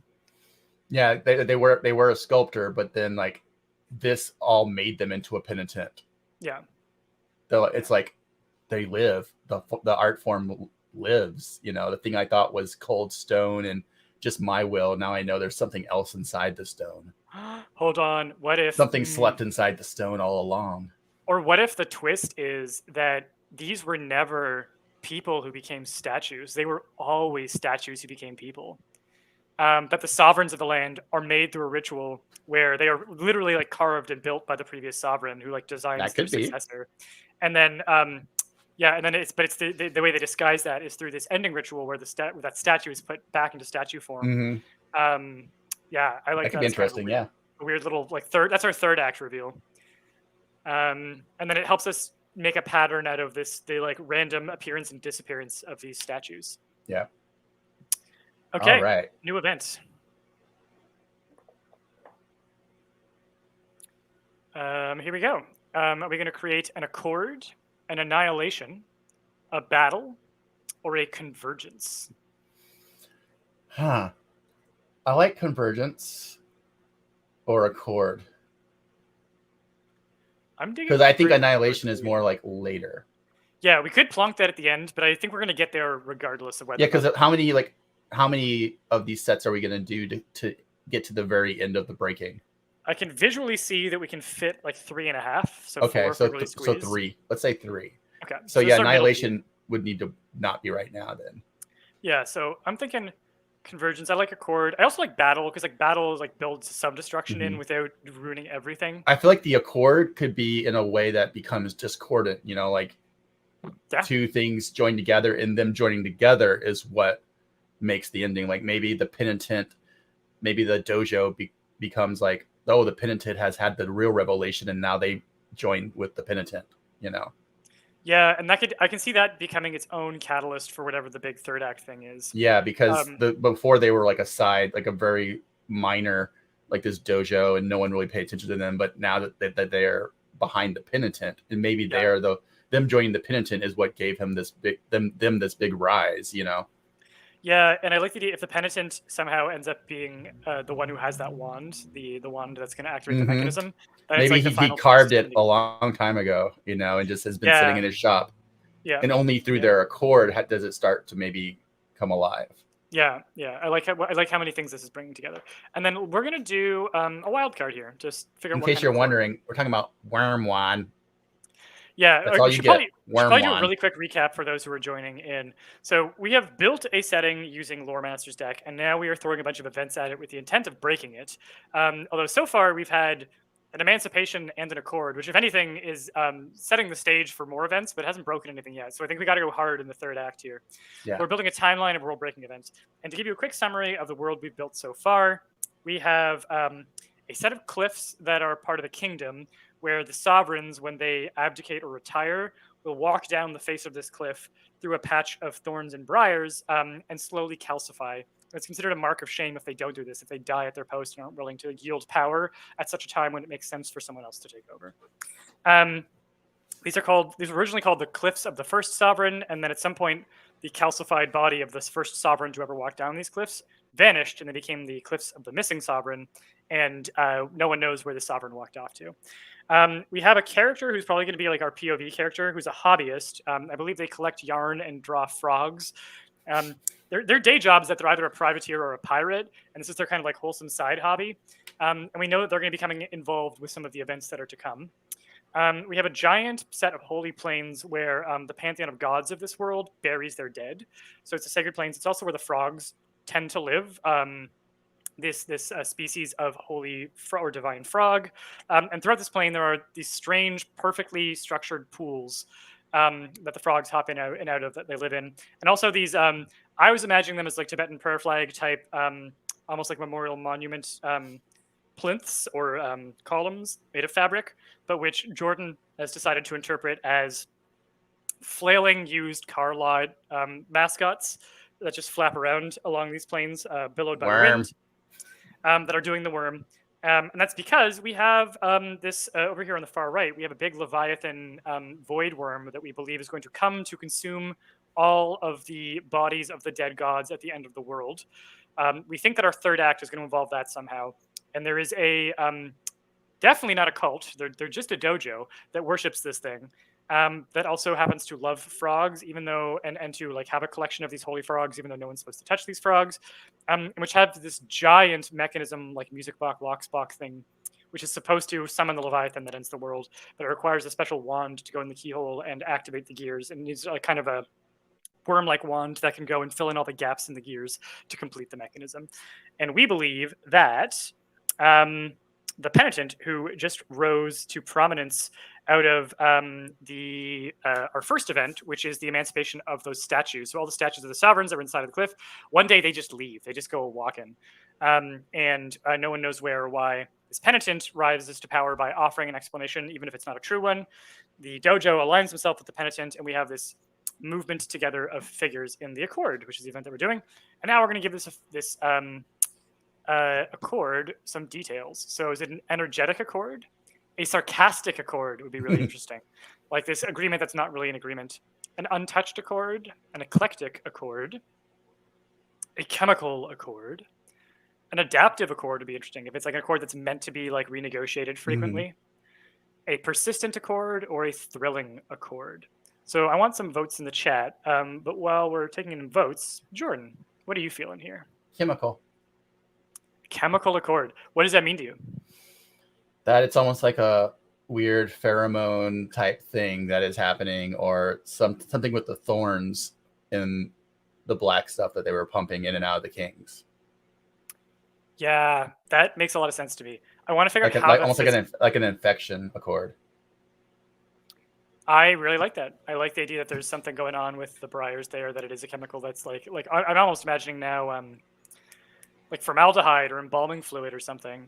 That it's a form of that the thorns have been injecting, and that this is one thing that the penitent has right or knows correctly about what's going on, and that secret is somehow part of the accord that they make with the dojo. So let's find out more about that. I'm just going to quickly double check to make sure that we are still broadcasting, and we are. Okay, great. I want to make sure that we're still on our backer kit main page, which is where we tell people to go when they want to watch our streams. All right. So for this chemical accord, is there a catalyst where one faction's bungled relief efforts caused it or accelerated the need for an accord? A catalyst where belief in a false prediction or prophet accelerated the accord, which makes a lot of sense with our meteoric rise here. A fallout of it is one figure's moment of glory or failure as the result of an accord. Or a fallout where there's a change in civil rights because of the accord. Any of these speaking to you? I like belief in a false prophet. Yeah, I think that the penitent fits well there. Mm-hmm. We kind of already have that going. So what is that next to? Bungled, yeah, like bungled is interesting too. Yeah, this could be interesting where, and those are adjacent, so we can corner tuck that. So we are trying to work towards a destruction, not just keep adding interesting things. So there we go. Yeah, so I'm thinking that, well, and this is the bungling leads to the Accord. So Yeah. I'm thinking the Accord is something that is dangerous that not a lot of people wanted, but that happened anyway. Hmm. Um, and this could be so of our other factions, which are the Kingdom and the Pantheon, that in an attempt to stop the penitent from rising to power, or an attempt to stop the dojo from getting access to the penitent, either the Kingdom or the Pantheon of Gods, like flailing, makes things worse. Like classic, like by trying to get involved, you just make things worse. Oh yeah. And that leads to the acceleration of this this accord that will probably lead to the end of the world. I'm vibing that. So let's get one more detail on this before we pull our last event here. So a catalyst where the prediction that a notable figure makes accelerates the need for the accord. A catalyst where ancient magic propels the accord into being. Fallout where it leads to the scapegoating of a faction, so someone's blamed for this happening. Or a fallout where it leads to financial ruin, and that can be like personal, or it can be like kingdom-wide economic crash, however you want to interpret that. What are you feeling? I don't know actually on this one. I'm How thinking are you? ancient magic feels right because we know this has to do with those vines. We know this has to do with a mystery that's older than the kingdom and older than much of the recorded time Hmm. of this area. So I do think that focusing on ancient magic is good. Scapegoating of a faction is also really intriguing to me because if indeed one of the faction's bungled relief efforts kind of screws this up for everyone. So like, let's imagine the kingdom tries to stop. Like, let's imagine the kingdom tries to like ban the penitent, and it's their exile that sends them to wherever the dojo is, and that's what causes it. That then the kingdom gets the rap of like, you created the apocalypse cult. It is your fault that the chemical accord came to be. Hmm. And that becomes something like an albatross that the kingdom wears around their neck for the rest of their days. Same thing with the pantheon. Like I also like the idea that the gods, who are like maybe uninvolved and like live or die on this plane, try to intercede and make things worse. I like the idea of an interventionist god who does not have a good plan and is acting in desperation. But I'd be inclined to go with the kingdom and the kingdom and the scapegoating of the faction as a result of that. Who let the god out? Lost King. I like that as a pitch from Jennifer. Natalie, only one they're not feeling is financial ruin. Cool. Yeah. So then, who let the god out? Lost King is an interesting one too. I think let's do scapegoating the faction. I like the idea that this gets pinned on someone, and probably the kingdom, possibly the pantheon. All right, let's do our third act finale here. This is gonna be our final event. This is gonna be the one to ruin them all. I think to give us, because this is climactic, I'm gonna draw 2 event cards and we'll pick 1 cue from Okay. 2 of them. So we can decide how the world ends. Oh, there's some good options here. Does the world end with a grudge, a warming, a sundering, a proclamation, a crisis, a famine, a victory, or a vortex? I like vortex and sundering. Those feel appropriately grand and epic. Yeah. The other one that I'm thinking is a famine, where like the gods starve, and that's why the Leviathan worm needs to come to eat them, or where the Leviathan worm, whatever it's eating right now, it's starved, and so it needs to come find a meal. Yeah. There's something about that I like. I like the hungry worm image or vibe, and the famine tying into that. But like, I'm always game for a vortex. The world ending in a vortex is like, I never say no to that. Or this world is broken, but it's not ended. There is now a large vortex where the worm is. Yeah. So like a huge portion of it just becomes unnavigable. Yeah. There's also and because the worm now lives there, or is at least for now it's socketed there and feeding. So now this world has to contend with like a continent-sized worm rat king being there. Okay, one more pitch, bringing more things together, and that might pull in. So you mentioned sundering, and Jennifer has voted for sundering. I mean, you could vortex and sundering are kind of the same thing, but the vortex I imagine being very like swirly and things getting sucked in, and the sundering I imagine like a splitting or a breaking. And I like sundering better than. You could do, because we could do both. We could do like a sundering vortex, but yeah. The thing that I'm now imagining that might bring more of this together. So what if our worm is a thorny type worm? Like it's this long, thorny, tendrilled creature, And the thorns on that cliff are part of what it left behind. Okay. It's tethered to the world, the thing that it's been feeding through, the thing that it's been like sucking memories and staying up to date on what's happening in the world through is through this like instantiation that it has in the cliffs. So the worm and the thorns, the thorn creature, the briars, are the same thing.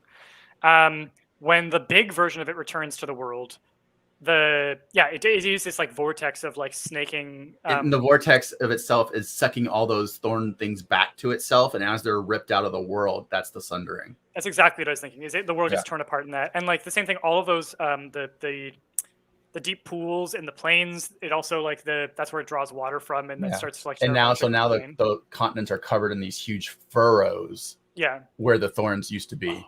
Yes. And either it leaves and it leaves behind just the wreckage of it having torn itself out of the cliff face, or it reconstitutes itself, so it rips apart those cliffs and then goes dormant. And now, rather than just the cliffs being that way, the whole world like is now navigated through the pathways of how you can get through without coming into contact with. And maybe there are still, as it's sleeping in that part of the world that it's dormant in, the thorns are now more visible and more active.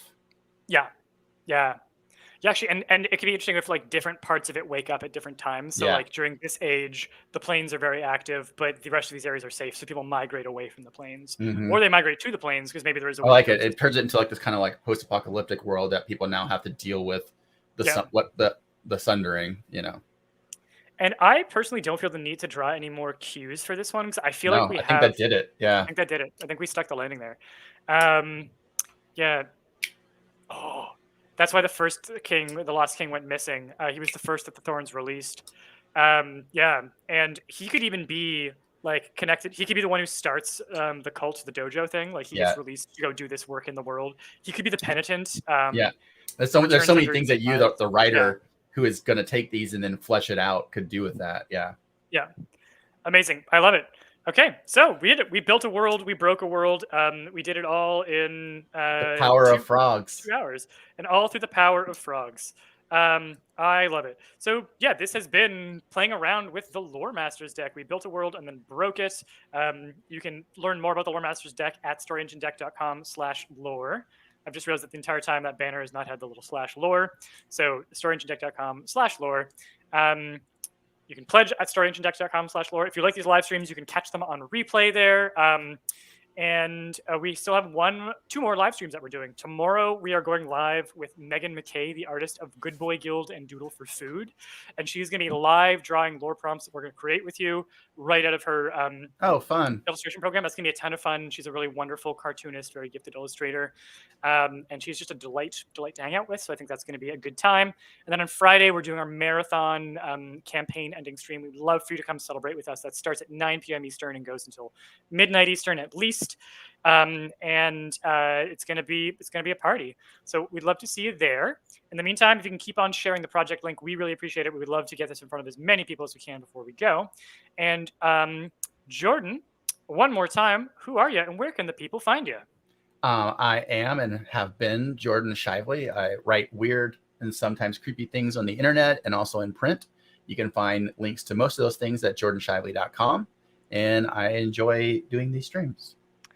I've enjoyed it too. This has been a pleasure. You bring such a delightful, terrifying energy to some of the interpretations, but then also you'll bring like cute frogs, and I just absolutely love it. I like both. It's hard. It is so hard to pin you down, and I absolutely love that. We are going to end on a debut of Jordan's story from I forgot completely. Anthology. So this is Business Expenses, narrated by Jonathan Sims, the voice of the Magnus Archives. Can't wait to see how much chat dislikes this as far as creepiness. I think chat's gonna love this creepy, terrifying. I meant dislike as like nope. That is certainly probable. There's it's the warm and wet that really is the moment in the story where I start to get roll that beautiful bean footage. Yeah. All right, let's do it. Here we go. I just need to track down my videos folder, and we'll get this going. Nice to meet you too, Jennifer.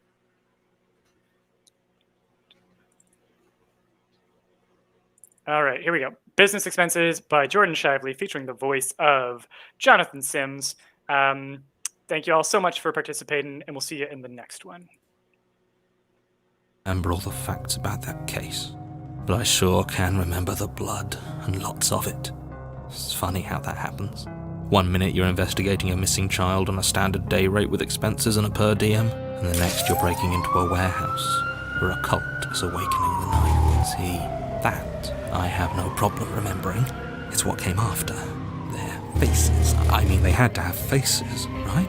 And I can't remember what was on that altar they'd constructed out of... Well, I can't remember what it was made of. Only that it was wet and warm. But the altar had to be for the knife, right? They were the cult of the hungering blade that has for so long slept within our sight. So it's just deduction. I'm a detective, aren't I? So why can't I remember the knife? Its form, its shape, the hungry lines of its edge. When I try, everything is wrong, like describing a color to someone who has never seen it. Only I'm describing it to myself, and I know it happened. I know it. And why, when I try to picture it, do I always wonder, is it smiling?